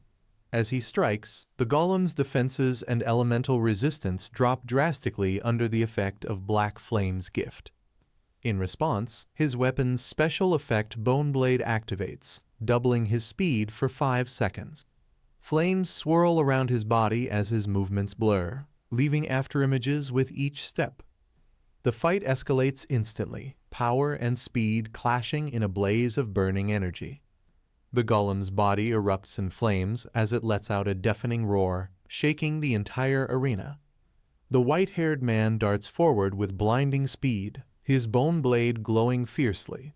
He closes the distance in an instant, dodging the creature's massive swings with precision. Each movement triggers the bone blade's special effect again, boosting his speed and power even further. The golem tries to strike back, but realizes too late the man has already vanished from its sight. The golem roars again, scanning the area, but the white-haired man has already vanished from its sight. His teammates watch in disbelief, wondering if he used stealth, but one quickly realizes it's not stealth, he's just that fast. In a blur, the man reappears behind the golem, unleashing a deadly combo graceful execution followed by instant shadow slash. Each strike lands perfectly on its weak points, slicing through with precision. He notes that without the ancient god tablet's buff boosting his Black Flame's gift, his damage would have been much lower. Now, every hit tears away the golem's defenses with devastating power. The golem reels back as multiple deep slashes cut through its body, its health dropping rapidly. The players watching are stunned, they've never seen a shadow slash like this before. The usual version only hits 3 times, but this one took off nearly a third of the boss's HP in one move. Wiggly watches in disbelief, questioning how someone could be this powerful when the game has just begun. The white-haired man's eyes glow gold as he activates Throat Slash, dealing continuous damage. In a flash, he finishes the attack, and with a sharp crack, the golem's body snaps apart. The golem's body shatters under the relentless barrage of weak-point attacks, green energy bursting out with each strike. Moments later, the system announces his victory. He's cleared the Tier 5 challenge of the Tower of Divine Authority and earned multiple achievements and reputation points. A global notification spreads across the world, shocking every player. Many wonder what the tower even is, while others realize Shadow has once again outpaced everyone. Back inside the chamber, Wiggly trembles in disbelief. Furious, he yells that this must be fraud, regretting not demanding a higher price. In frustration, he curses the Blue Star players, shouting that he should have charged 100,000 days of lifespan instead. Enraged by his defeat, Wickley shouts at the players to get out, summoning a surge of bright energy that fills the chamber. The teen shields their eyes as the blue light expands, and Wickley yells for them to never return. A massive beam erupts from the floor, shaking the ground as everyone is thrown back by the force. The players scream as the light engulfs them, and in the next instant, they're teleported out of the tower, leaving the white-haired man standing silently amid the fading glow. As the blinding light fades, the players find themselves back outside the Tower of Divine Authority. Confused at first, they realize they weren't killed, just teleported out. The white-haired man reminds them calmly that NPCs can't attack unless provoked. Relieved, one of them laughs, saying they got what they came for, and logs off for dinner. Another thanks him for the experience, asking to be called again next time. The white-haired man nods silently, watching them leave as the dungeon gate slowly closes behind him. After extracting several divine gift books at the cost of 90 days of lifespan, the scene shifts to a calm ocean view before cutting back to him using more of his lifespan for another purchase. This time, he buys luxury furniture, daily supplies, and ingredients, preparing to upgrade his entire living space. He then spends additional lifespan to summon an all-purpose mechanical maid. A moment later, she appears and politely introduces herself, explaining that she can manage every chore in the household. Her tone stays formal and efficient as she awaits instructions. He relaxes on the sofa and gives her simple tasks. He tells her to clean the entire house first and then prepare a large meal afterward. Hearing the command, she immediately moves into action, gliding across the floor as she begins full house cleaning without hesitation. Her response is quick and obedient, confirming that she has started the cleaning routine while he settles comfortably, satisfied with the results of the lifespan he spent. The scene opens in Shanghai City, where another body has been found covered under a sheet. This marks the third female victim discovered within the same week. Investigators review the report and confirm the pattern. The limbs are severed and the eyes removed, matching the brutality of the previous two cases. They conclude the killer is likely the same person. When asked about clues, an officer explains that the murderer understands investigation methods. He always disposes of the bodies right after the detection window closes, making it difficult to track him. With no solid leads, the police realize they are dealing with a calculated killer who stays one step ahead. At the crime scene, the officers discuss their next steps.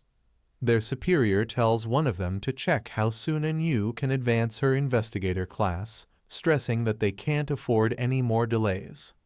One officer hesitates before revealing what he found. He compared Shadow's login and logout times with the time of the girl's death, and the timestamps match, leading him to suspect Shadow.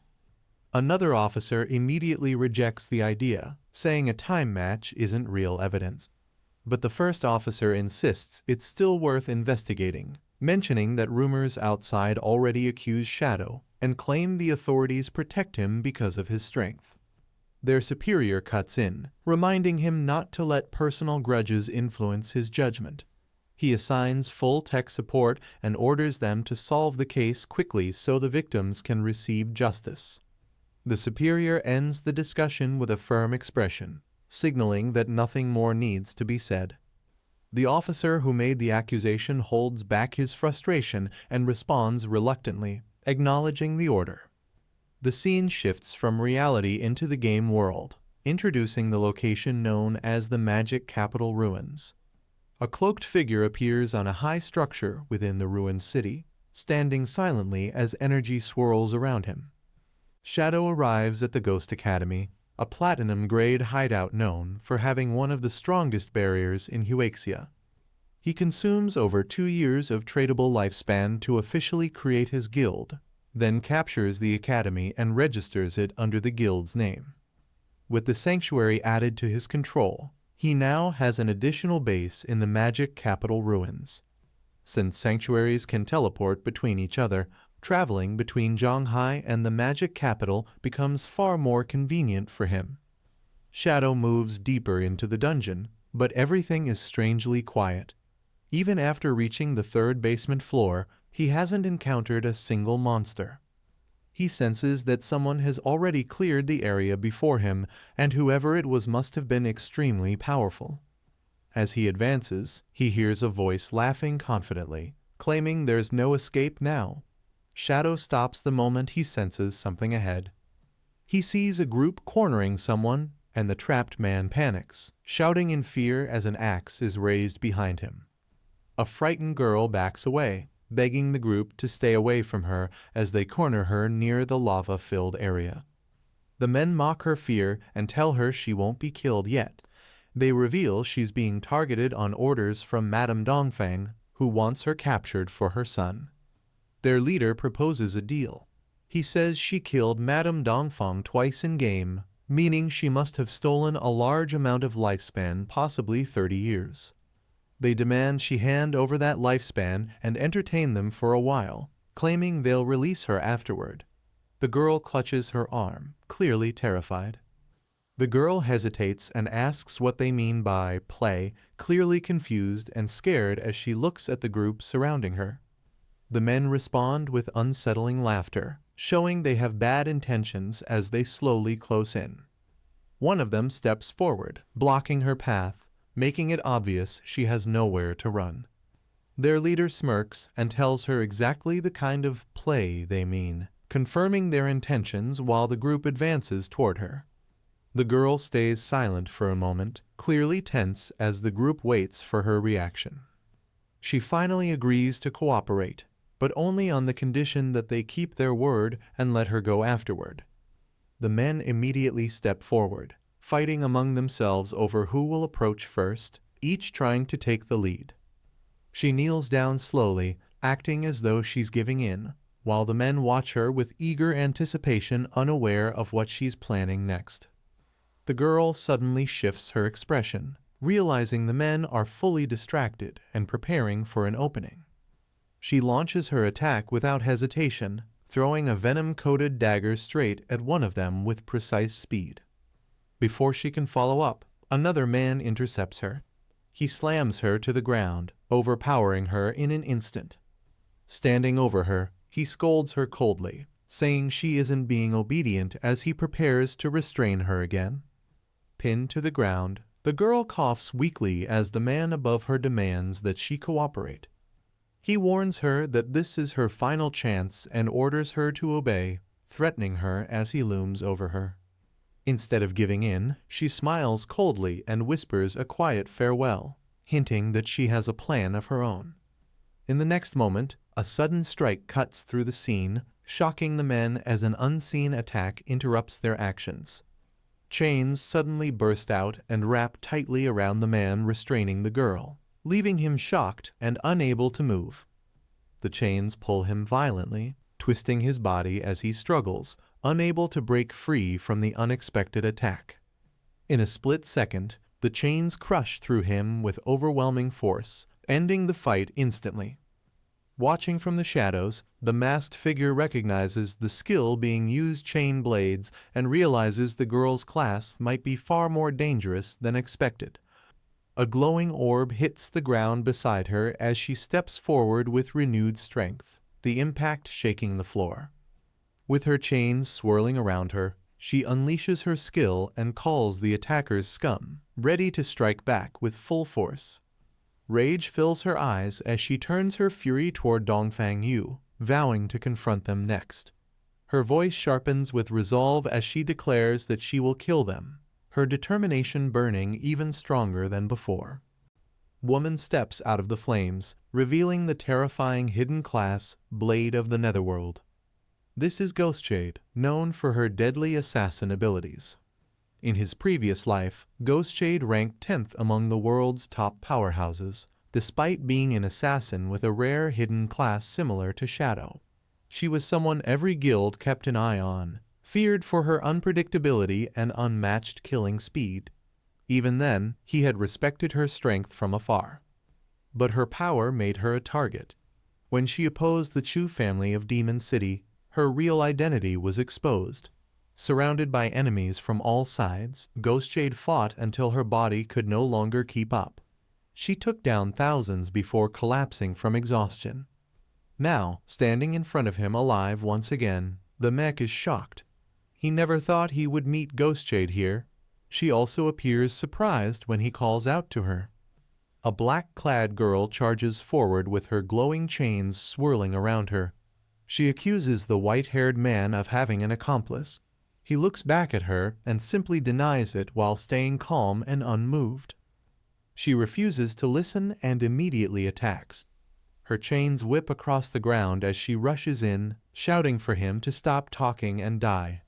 The man stands still, watching her approach without reacting. The girl leaps into the air, forming a large strike infused with purple energy. She unleashes her technique chains of the netherworld as the power surges forward in a direct assault aimed at him. Her chains coil around the man, creating tight spirals of glowing energy. The impact snaps around him, but he remains standing inside the swirling light while the attack continues to bind him. The girl tries to restrain the white-haired man with layers of spell-wrapped chains. Dark smoke erupts from him the moment she gets close, completely breaking through her bindings and forcing her to step back in shock. Standing beside her, the man remains calm and unfazed. He tells her he'll play along for a bit. His casual response leaves her wide-eyed, realizing her attack didn't affect him at all. She quickly regains her stance and launches upward, swinging her glowing chain in a wide arc. She prepares another aggressive strike while the man watches from below. Before the next clash, she disappears into swirling dark mist using her technique Shadow Dive. Her body sinks into the shadows, preparing a sneak attack from an unseen angle. The white-haired man stands calmly on the burning ground while dark shadow traces swirl across the landscape. The girl's presence vanishes completely, leaving only distorted trails moving around him. He looks up with a relaxed expression, noticing her disappearance. He comments on it casually, recognizing that she's trying to use stealth to strike from hiding. A surge of dark energy erupts on the cracked floor. Her technique, Shadow Dive, activates again as she re-emerges from a pool of shifting shadows surrounded by sparks. The ground nearby remains still, showing only a long platform stretching over the lava. No movement follows, leaving the moment hanging in silence while she prepares her next move out of sight. The girl scans the battlefield with a tense expression. She realizes she can't see the white-haired man anywhere, even though she's still surrounded by burning ground and shadow traces. She thinks about her weapon's anti-stealth detection, yet it still can't locate him. She stops and considers the possibility that he might be using an ability related to shadows. Before she can react, the man suddenly appears right beside her. He casually tells her he's standing right there, catching her completely off guard as the dark mist swirls around him. She retreats and resets her stance, chains circling around her again. Frustration hits her as she realizes she's using level 4 stealth, but he can still see her with no effort at all. The girl unleashes a massive purple strike, raising a glowing spear-shaped energy above her. Her chains swirl around her body as the attack powers up with rapid force. She hurls the attack toward the white-haired man. The chains stretch far across the battlefield, guiding the glowing projectile straight at him while he stands facing her calmly. As the chains close in, he notices their movement and reacts with mild surprise. The attack curves sharply, following him even when he shifts his position.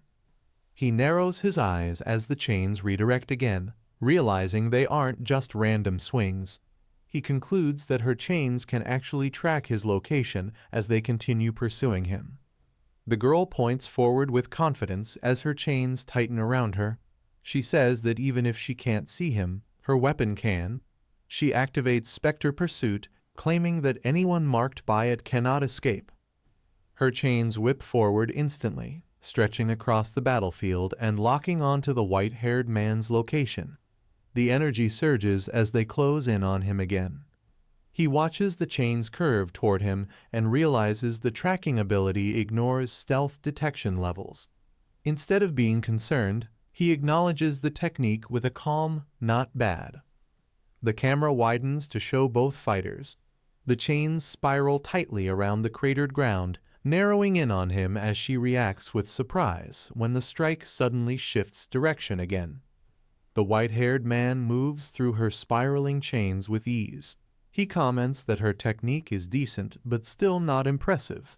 Behind him, the girl struggles as the chains she controls begin wrapping back around her. Her chains tighten suddenly, binding her entire torso and arms. She screams in pain and shock as the restraints lock her body in mid-battle. The man grabs her by the chain and lifts her upside down with no effort. He calmly tells her to listen, explaining that he is Shadow and not someone sent by Dongfang Yu. He adds that if he wanted her dead, she wouldn't still be alive. Still suspended, she panics and quickly agrees, begging him to put her down. He then asks her a question, confirming whether the Dongfang Yu she mentioned belongs to the Dongfang family in Zhanghai City. Still hanging upside down, the girl quickly confirms his question with a loud yes. She explains that although Dongfang Yu is from the Dongfang family, she later married into the Chu family, so her connection to the Dongfang clan is no longer that strong. The man thinks to himself as he recalls the Dongfang clan's destruction. He realizes someone survived when he attacked the clan, implying that Dongfang Yu wasn't present at the time. Hearing that, the girl is shocked. Upside down, her eyes widen as she blurts out that he's the one who wiped out the entire Dongfang clan. She immediately changes her tone, telling him that this is great news. Since they're both enemies of Dongfang Yu, she suggests they could work together while also begging him to put her down.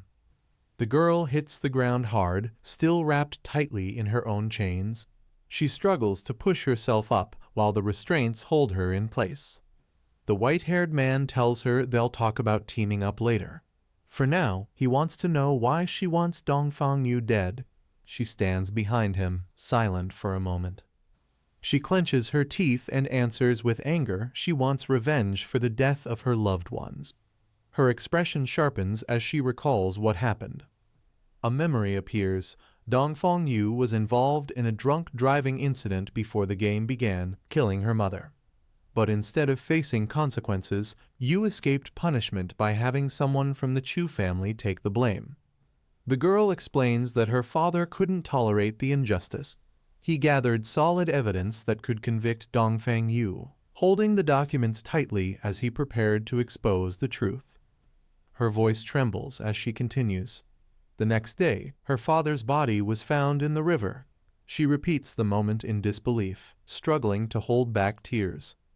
She recalls the official explanation. They labeled it a mental breakdown and ruled it as suicide by drowning. The memory of her father lying lifeless on the dock flashes before her. She describes how she went to confront Dongfang Yu for justice, wanting to protect her family. But after losing everything, she fell into despair and nearly ended her own life. In that moment, as darkness rose around her, the God-forsaken game descended. The girl recalls that the first thing she did after entering the game was attempt to kill Dongfang Yu.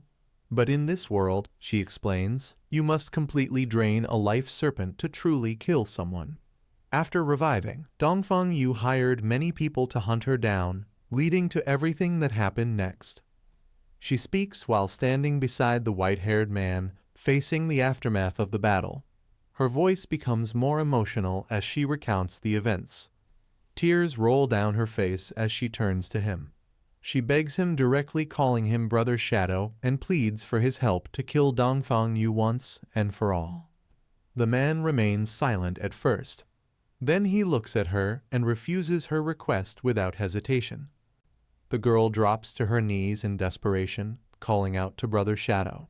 She begs him to help her and reveals her only request: she wants Dongfang Yu dead. Brother Shadow looks at her calmly and rejects her plea. His response is firm, showing he has no intention of getting involved. She quickly continues, explaining that she isn't asking for help for free. She says he can have anything she owns: equipment, skills, and even all the lifespan she earns.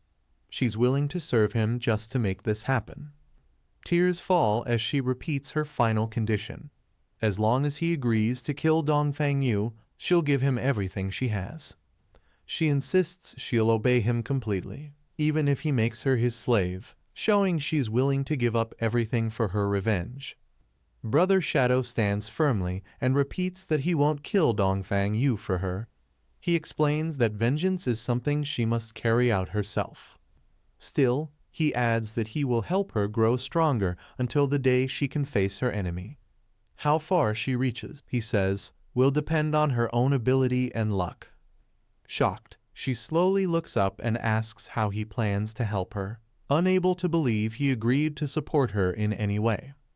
Brother Shadow finally explains his offer. If she joins his guild and becomes one of his people, he'll guide her toward her revenge.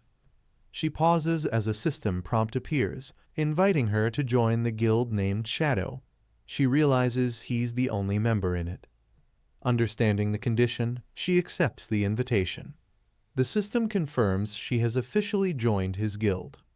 Shadow notes her decision and tells her there's now just one step left before her journey begins. She must undergo class advancement. Shadow tells her that figuring out class advancement is her responsibility. He orders her to come find him only after she succeeds. She stays kneeling as he turns away. He adds that if she can't manage even this, she should abandon the idea of revenge entirely. Later, Shadow moves through the academy, recognizing her potential as the blade of the netherworld. He notes that with a bit of guidance, she can grow far stronger. He enters the deepest part of the Spectre Academy, thinking that once she matures, she may even become useful to him. Shadow enters the Academy's guardian chamber, facing the mutated witch Stana, a platinum-grade boss with 4 elemental heads. The fight begins instantly. Shadow unleashes Dark Knight Ring Blade, using high-speed movement to dodge her attacks. He observes her first phase, only one head attacks at a time, and the Guardian is immune to physical damage. He realizes he must rely on his weaker elemental skills to deal damage.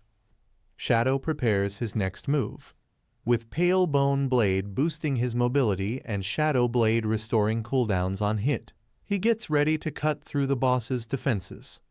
Shadow unleashes Shadow Blade repeatedly, turning the battlefield into a storm of purple strikes as he shreds through the boss's defenses. His attacks hit non-stop weak points, allowing him to fire like a moving Gatling gun. Damage numbers explode across the boss's elemental heads. As he pushes further, the Guardian enters its next phase. All 3 active heads attack together, forcing Shadow to dodge while maintaining pressure. The Firehead takes the lead, launching rapid, aggressive attacks. Shadow notes that the Guardian starts dancing, signaling even faster and more dangerous movements. The Guardian unleashes massive elemental beams in every direction, firing indiscriminate area attacks as all 3 heads focus on Shadow at once. Shadow weaves between the beams with high-speed movements, slipping through the gaps while the room flashes with red, blue, and green energy. He counters with rapid Shadow Blade strikes, landing continuous weak point hits that overwhelm the Guardian's defenses and shake its elemental heads. As the boss staggers in midair, Shadow readies his finishing blow and says it's time to end the chaotic battle. Shadow defeats the mutated witch Stana in a massive explosion, earning 50,000 exp and obtaining the Spectre Academy's Platinum Key. A system notice declares him eligible for class advancement. Surrounded by swirling shadows, he commands the process to begin. His class evolves from Tier 1 to Tier 2, granting triple attribute boosts and new passive skills that let him attack without breaking stealth. Holding the glowing key, he acknowledges the transformation Tier 2 Shadow is a complete upgrade, making him far more dangerous than before. A few minutes earlier, at the outer area of Spectre Academy, the girl confronts the men who previously attacked her. They mock her for returning. Their leader steps forward, laughing that he didn't expect her to use chain blades before. He claims he was careless, but this time he's brought the entire Asura Hall guild. He charges at her with full strength, swinging a heavy weapon while declaring he won't hold back like last time. She reacts quickly as the attack closes in. She counters with a powerful strike, slamming her foot into the ground and knocking the attacker down with a sudden earth slam-like impact. The girl activates Shadow Dive, sinking into the dark mist around her as she prepares her next move. One of the enemies throws an explosive device toward her, hoping to catch her before she escapes. The blast goes off, sending a bright shockwave across the area. One of the attackers cries out as the impact hits. Before they can react, she reappears behind another enemy and strikes him down in a single swift motion. One of the attackers pins her down and lifts his weapon, shouting that he'll teach her a lesson. She's forced against the ground with no room to move. As he reaches for her, she quickly pulls out a glowing item. He thinks she's trying to escape, scoffing that it won't work. She crushes the item in her hand, releasing a blinding flash that knocks him back before he can react. The remaining attackers recognize what she used: suicide poison, a tool that cuts half her lifespan and sends her back to the respawn point. They mock her, saying she's more troublesome than expected. The attacker grabs her again, acting deranged and shouting excitedly. She's pinned and unable to move as he leans close. She tries to resist but is overwhelmed, gritting her teeth in pain as he presses down on her. Suddenly, a system alert appears overhead. Platinum Shelter of Spectre Academy has been placed under the Shadow Guild's authority. The attackers are confused by the message. A powerful barrier activates around them. Blue lightning bursts through the air, marking all non-Shadow Guild members as intruders and engulfing the attackers in a sudden shock. After the barrier wipes out the intruders, a system message appears: cleansing complete. The girl sits up, confused by what just happened. She looks around as the bodies vanish into light, trying to understand why the area suddenly became safe.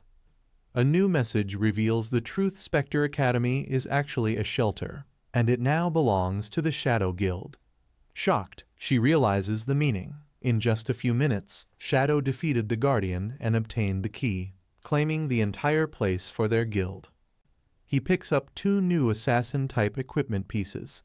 After checking the ring's skills, he notes that both abilities are AoE attacks and will significantly boost his damage. He reviews his remaining evolution points and decides to upgrade Backstab Boost to the legendary level, using up most of his points. The passive effect now greatly increases his damage from behind. With the legendary effect active, all his attacks in stealth count as backstabs. He realizes this, combined with his permanent stealth, massively increases both his damage and survivability. A teammate calls out, saying she discovered another ruin and wants him to check it out. He asks for the location, and she explains it's in the Zhanghai City ruins near the temple entrance, where murals similar to the newbie area were found. He agrees to check the new ruin and mentions he found extra equipment, saying he'll bring some back. Using the shelter teleports, he travels easily from Madu to the Zhanghai ruins. She reminds him that Zhanghai authorities ran out of lifespan, suggesting he sell items directly to Madu instead. They move toward the outskirts of the Zhanghai City ruins, reaching a high cliff overlooking the abandoned city. The girl arrives riding a strange mount, waiting for him at the ruin's entrance. He appears beside her instantly, asking where the ruin is. She's startled by how suddenly he showed up. She jumps in fear and tells him not to scare her like that. He casually admits he did it on purpose, and she says she'll remember it next time. She explains that the ruin entrance is located beneath the cliff. When he asks how she found it, she says the story is a bit long. She begins explaining that she discovered a small mount wandering around the area and decided to check it out. While playing with the little creature, a silver-ranked boss suddenly appeared before her. She explains that the silver boss startled them so badly that she panicked and fell off the cliff along with the little creature. While falling, she was caught by a tree branch, and that's how she noticed the hidden cave below. She shows him the entrance and warns him to be careful. She also mentions that after respawning, she brought a team and Uncle Wang Meng to explore it. He's impressed she managed to discover the cave. She adds that Wang Meng once tried jumping down like he did but died from the fall. She tells him there's a short maze ahead and that their team has already cleared all the monsters and explored the path. He warns her to avoid dying again, since losing all her non-tradable lifespan is dangerous. She acknowledges it and mentions skills that can drain lifespan completely. She explains their method. In the city ruins, they lured monsters that had absorbed non-tradable lifespan into a hidden area. After killing those monsters, they collected the lifespan drops and stored them for emergencies when they needed to replenish later. He compliments the method they used and asks if Enyu was the one who came up with it. She's surprised he guessed correctly. He thinks to himself that she created the same strategy in the previous timeline too, and eventually everyone adopted it. She points ahead, showing him the teleport orb. When she touches it, a message appears stating she's not the fated one. She suggests he try activating it instead, guessing that this place might be connected to the ruins they discovered in the village earlier. He reaches toward the teleport orb, examining it calmly while she watches in surprise. As soon as his hand touches the orb, its energy surges and begins activating. A powerful flash bursts out, catching both of them off guard as the mechanism fully awakens. The sudden bright shockwave forces her to shield her eyes, reacting in surprise as the teleport starts pulling them in. She panics as both he and the orb disappear in an instant. Realizing only he was teleported, she confirms he truly is the fated one. He appears alone inside a massive frozen cavern, and a notification states that remote communication is blocked in this area. He identifies the place as the Cavern of the Ice Tide and prepares himself using Shadow Dive. A mission prompt appears, telling him to protect the Ice Tide crystal. He recalls that the crystal releases a freezing blast whenever it's damaged. He sees multiple tunnels where monsters will soon spawn and rush toward the crystal. If they reach it, he'll die and the mission will permanently lock him out of this place. He's less worried about dying and more concerned that failing the mission means losing all the potential rewards. To prepare, he decides to evolve his venomous trap skill, upgrading its damage, poison effect, and duration. He places several evolved traps around the cavern tunnels, setting up a defensive line before the monsters appear. His witch's mutated ring activates, increasing the trap's range by 25%. The upgraded traps now cover the entire passage. He confirms that any monster entering the tunnel will trigger a trap immediately, creating a solid defensive barrier. A swarm of monsters with glowing red eyes begins advancing through the darkness. He readies himself as they approach. The first wave charges at him, claws extended, rushing straight toward the crystal as the battle begins. As the monsters rush in, the first trap activates and bursts with a surge of poisonous energy. Green venomous vines lash out, wrapping around multiple monsters at once and dealing heavy continuous damage. The trapped monsters struggle, but the poison damage keeps stacking, rapidly draining their HP. More enemies fall as the vines tighten, and the evolved traps wipe out the entire front wave with massive ticking damage. He notes that as long as he stays in stealth, every attack counts as a backstab, letting him instantly kill the weaker monsters. He jokes that this Defend Athena style mission might actually be fun. Suddenly, a sharp projectile shoots out from the fog, heading straight toward him at high speed. He focuses, tracking its movement with precision as it closes in. Right before it hits, he calmly raises his hand and blocks the attack with a glowing shield-like skill, stopping it in midair. He brushes off the blocked attack with a calm HMPH, showing he isn't bothered at all. More monsters emerge from the tunnel this time, a new group with glowing red eyes. He notices one of them covered in flame-like energy, preparing another ranged strike. Realizing the threat, he remarks that ranged-type mobs are showing up as well. Scene opens in the ruins outside the demon capital. where the sky is filled with smoke and destruction. Two figures walk through the devastated area, moving toward the center of the ruins. The red-haired man questions the other, asking if their guild gave up hunting Ghostshade just because she's part of the Shadow Guild. The spiky-haired man replies that they can't handle this matter and tells him to look for someone else. The woman steps forward and asks if, in his eyes, the Shadow Guild is a greater threat than her. She also warns him that she has all his personal information and killing him in real life would be easy. She narrows her eyes from behind her mask, watching his reaction. Suddenly, a fist slams into her face with full force. The man leaps in and sends her crashing to the ground with a powerful blow. The man attacks furiously, shouting that he has tolerated her long enough and saying he can kill her even if he can't deal with the Shadow Guild. She is overwhelmed and killed, and a message appears confirming her death. Her real body jolts awake as she screams "Rebellion" repeatedly in anger. Now, in reality, she rages about being killed and demands her family send someone to arrest the attackers. The woman angrily grabs her phone and begins shouting at the person on the other end. She demands to know if Asura Hall, the group hired to capture Ghostshade, has backed out. The caller confirms it, explaining that Ghostshade has joined the Shadow Guild, and Asura Hall is too afraid of retaliation to continue the job. He adds that they'll handle those lowlifes after eliminating Ghostshade, and that he has already arranged for Black Dragon Hall to cause trouble for them in the demon capital. He assures her that their plan is already in motion and that they will soon be able to avenge her family. Hearing this, she lowers her eyes and mutters the name Shadow with resentment. Her anger grows as she repeats that she will also deal with those lowlives. Finally, she raises her fist and screams for them to just wait. She vows to avenge the Dongfang clan and slaughter every one of them responsible.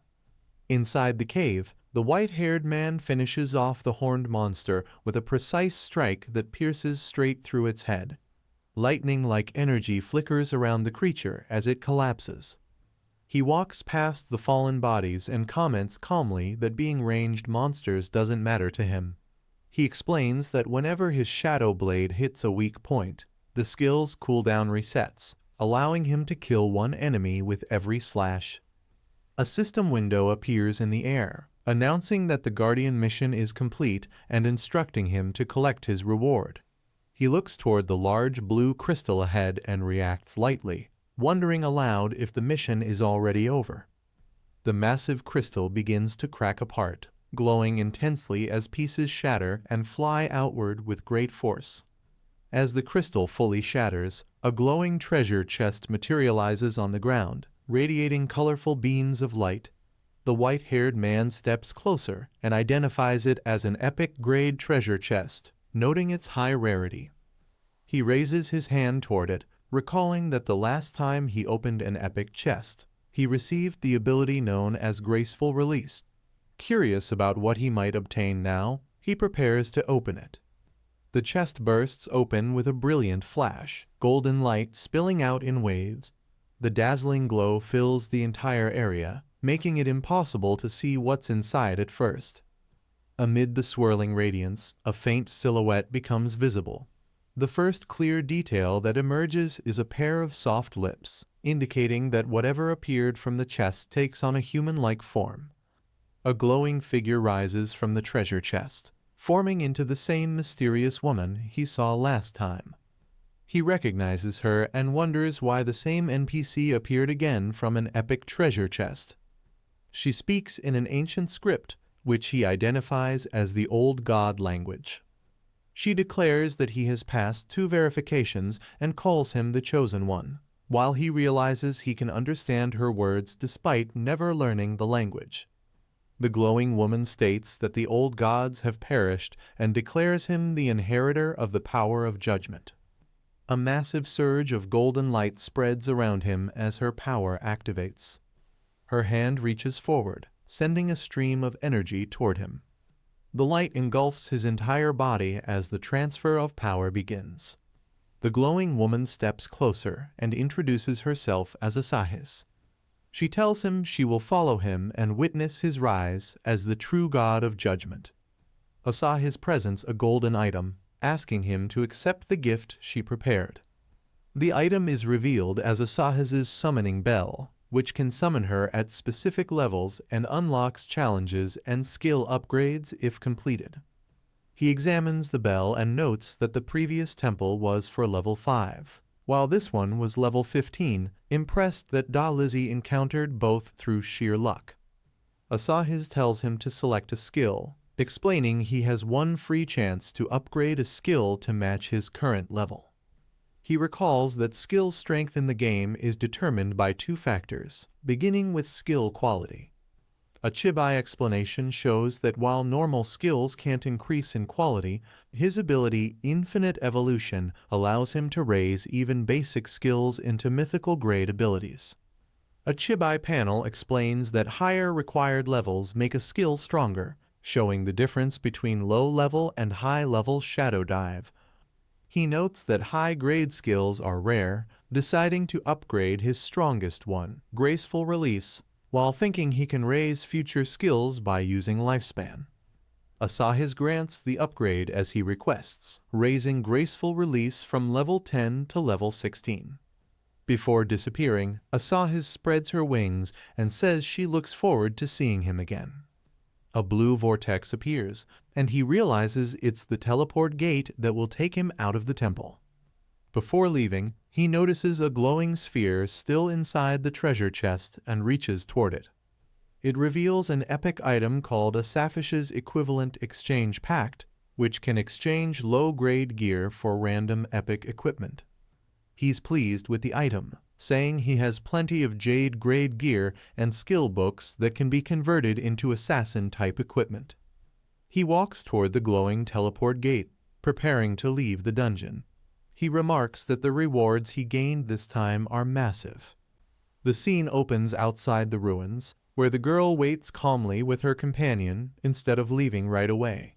She stays alert, prepared in case anyone tries to ambush her brother when he comes out. Soon after, the man finally returns. She greets him excitedly, questioning why he took so long and explaining that she chose to wait nearby to make sure he stayed safe.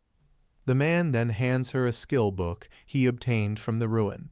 She reacts with surprise and excitement when she realizes it's a high-grade magic shield skill. Grateful and cheerful, she thanks him, saying the new skill will greatly increase her chances of survival, before energetically heading off with her companion as the man watches them leave. After the exchange, the man decides to log out, mentioning that he needs to take care of himself, and leaves the area as golden energy trails fade behind him. Soon after, a powerful barrier forms over the ruins, revealing a newly established silver-grade guild hideout that protects the area from outside threats. Inside, the guild leader gathers everyone and proudly announces that the Knight's Sanctuary has finally secured a proper base, urging all members to remember this moment. From above, the group looks down at their new home. They acknowledge that while it may be small, it marks an important beginning and ensures they won't be wiped out by unexpected bosses anymore. With the guild finally settled, the members reflect on how the new home gives them a safe place to rest and recover when leveling becomes exhausting, acknowledging that everything they've achieved traces back to one key person. As attention turns forward, a young woman steps into view. The crowd recognizes her immediately, realizing she was the first to discover this place, and their excitement quickly builds. She takes the stage to loud applause, warmly responding as everyone chants her name, clearly moved by the support and recognition she's receiving. Standing confidently, she expresses gratitude to her teacher for constant guidance and to her friends who helped her during her hardest moments, marking this moment as a meaningful step forward for everyone involved.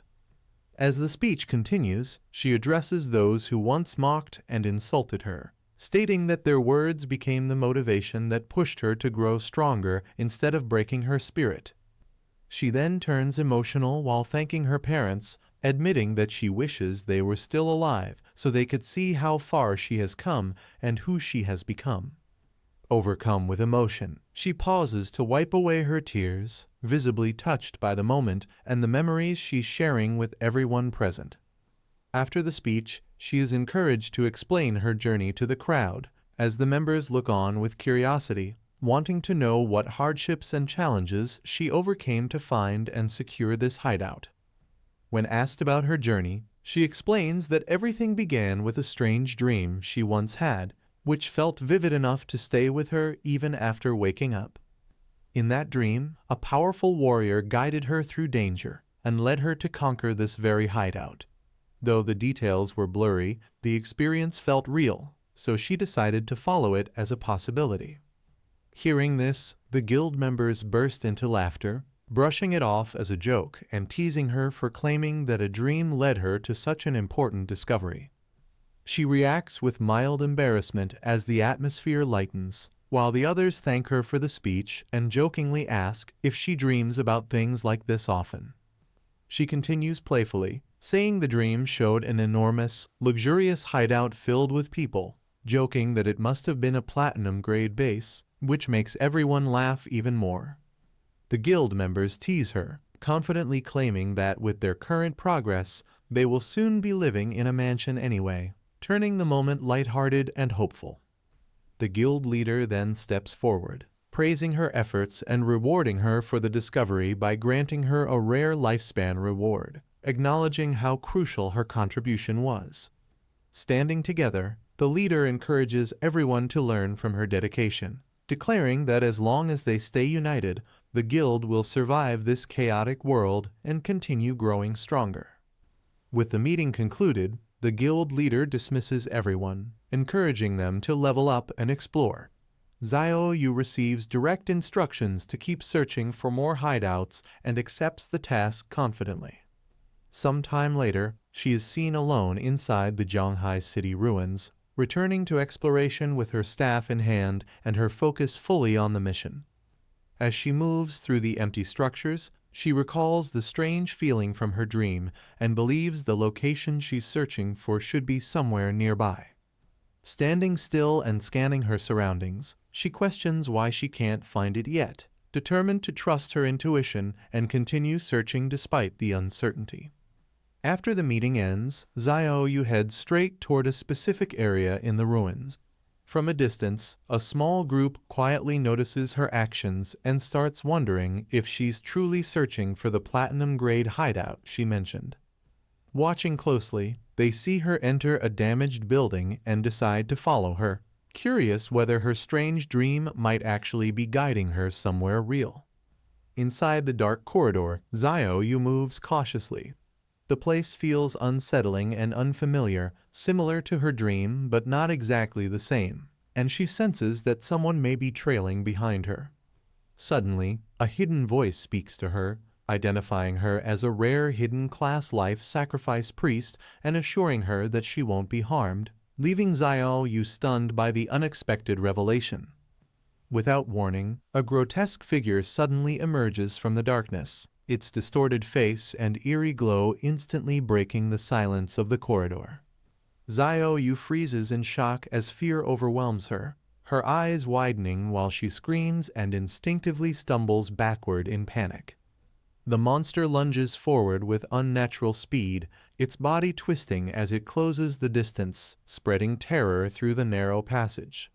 Seeing the creature clearly at last, the people watching from behind recoil in disgust and alarm, urgently calling out to kill it before it can reach her.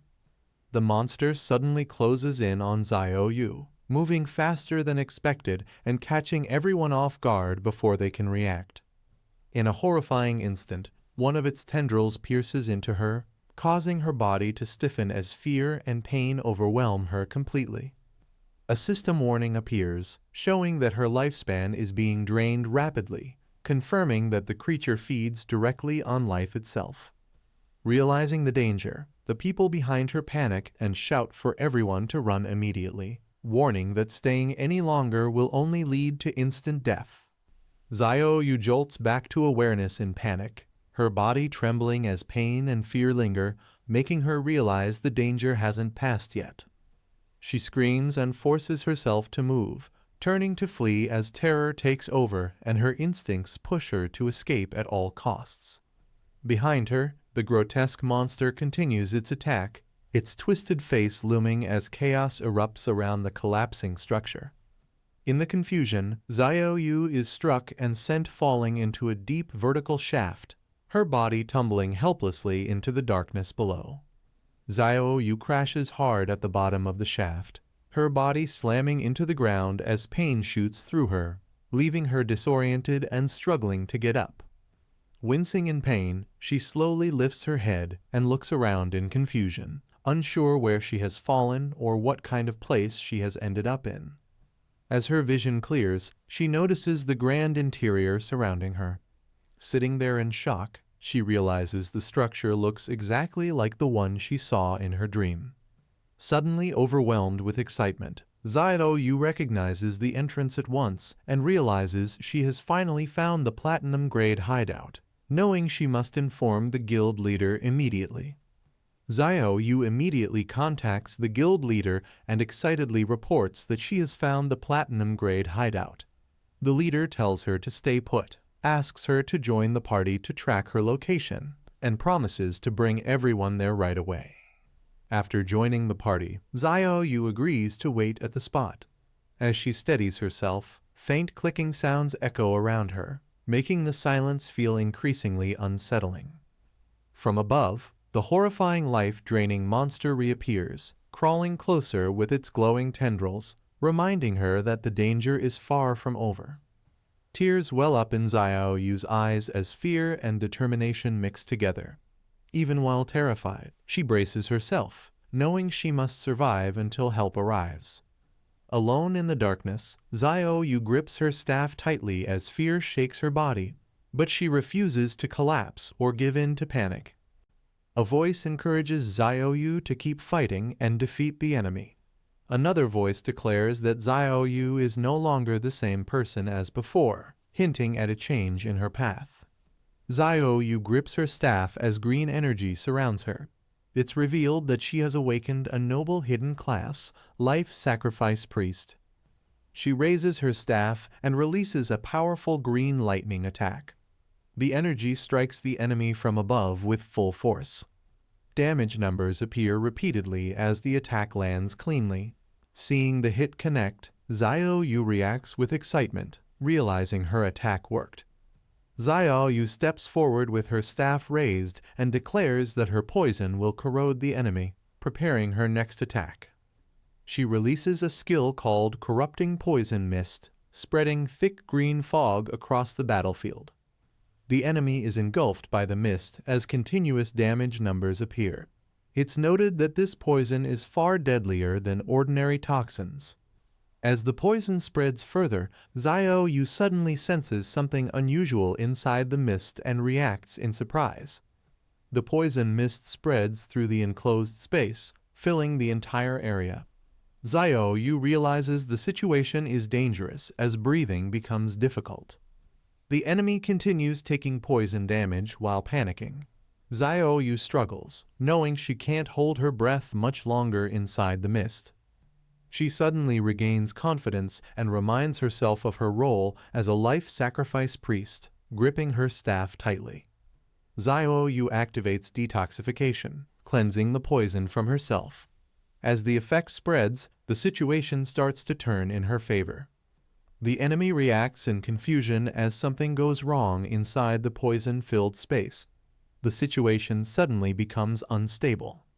Xiaoyu's condition rapidly worsens. Her vision blurs, and her body reaches its limit under the combined effects of poison and skill usage. A system message appears, declaring that player Xiaoyu Ya has killed herself, marking her sudden death on the battlefield.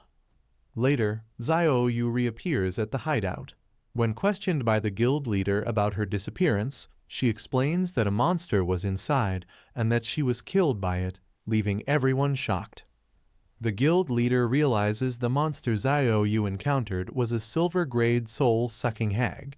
It's explained that while it may seem slow and weak, anyone caught by it gets their lifespan drained instantly. Xiaoyu shocks everyone by explaining her choice. She knew being caught meant certain death, so in that moment, she chose to kill herself to survive the encounter. The guild leader praises Xiaoyu, calling her a genius for figuring out the only way out. Xiaoyu thanks him and confidently states that the 3 stalker enemies are definitely dead now. Some time later, Xiaoyu leads the guild leader to a hidden door, revealing the platinum-grade hideout. The guild leader promises her a reward once they claim it, and Xiaoyu thanks him as they move forward. The guild leader gives orders to Da-Tu to take a team and secure the surrounding area, warning that no other players should interfere. He then rallies everyone, commanding them to charge in and take down the guardian inside, declaring that the hideout will be theirs. The team moves forward together, activating defensive skills and shouting encouragement as they prepare to face the guardian. As the group rushes ahead, they urge each other to hurry and keep moving, pushing deeper into the hideout without hesitation. The team reports that the stone gate won't open, stopping their advance. Everyone pauses as the situation becomes unclear.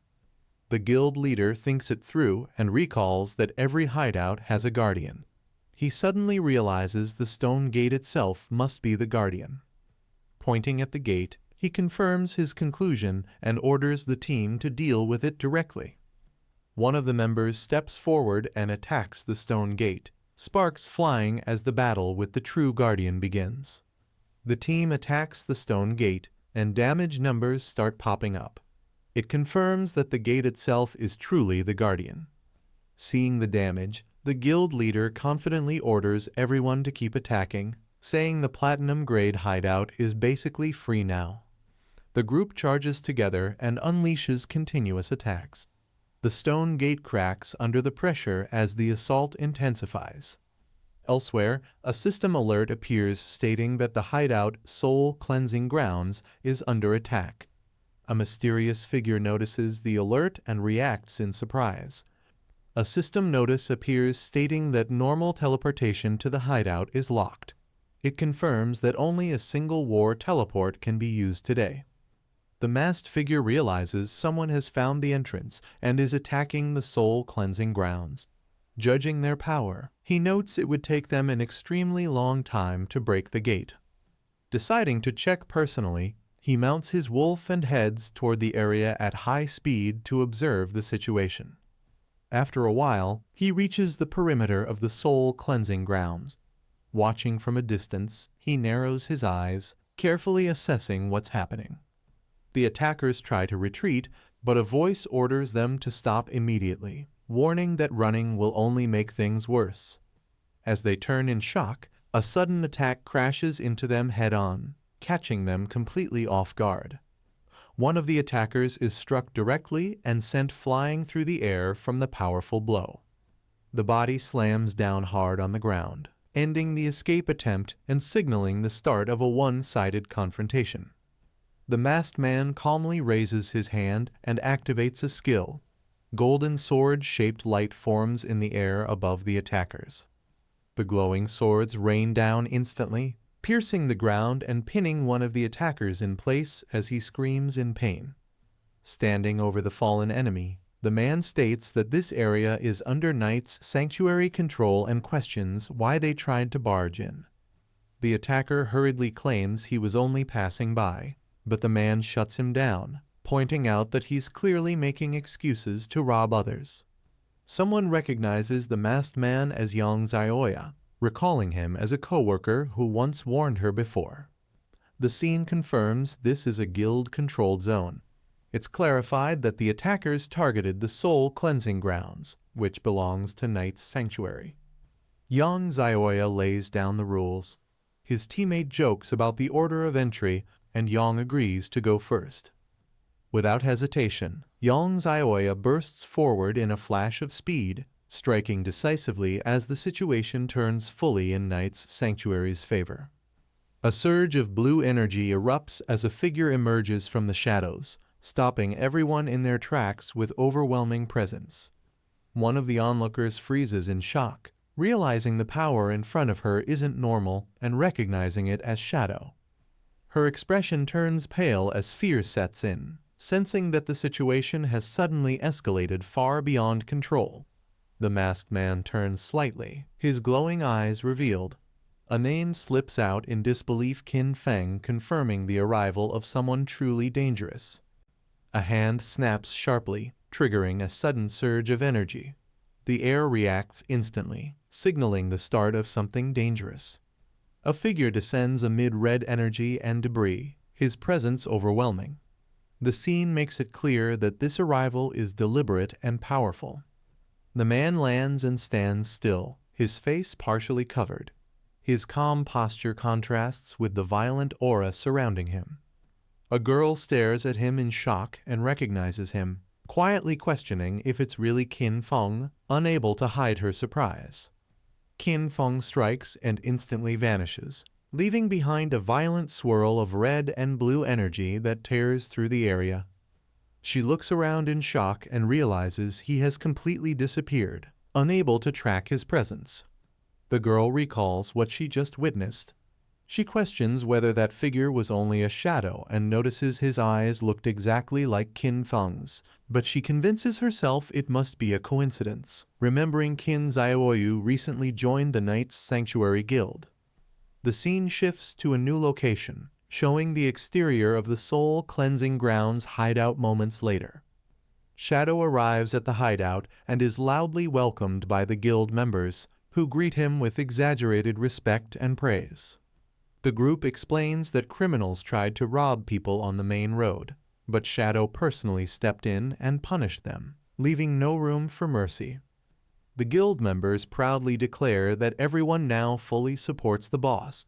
They claim to reject anything dirty or evil and insist they follow Shadow's values to become the most righteous guild. One member openly professes admiration for Shadow and promises lifelong loyalty, while another calmly asks what brings Shadow here today.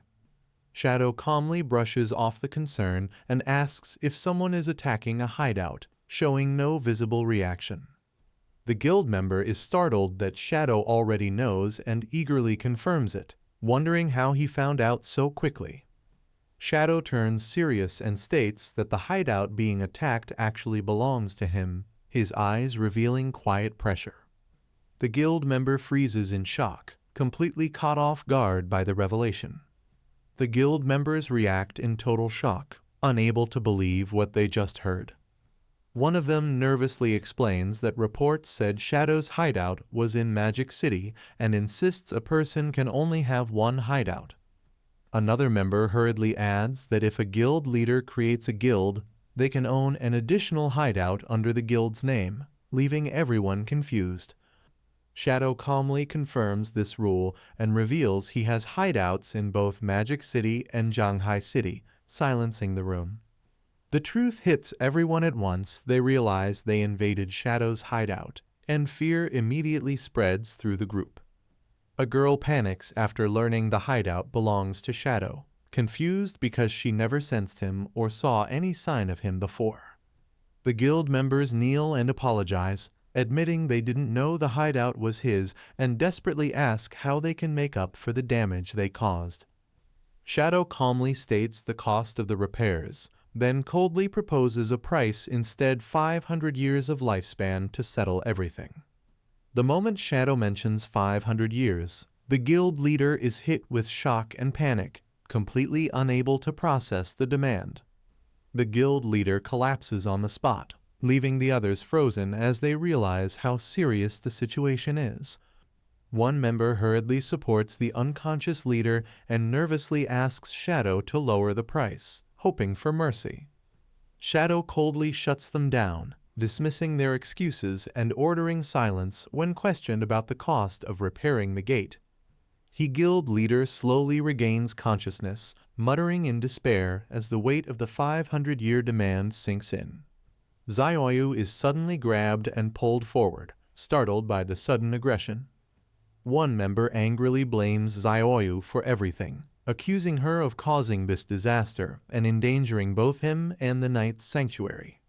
Xiaoyu lowers her gaze in silence, her expression tightening as she absorbs the accusation without responding.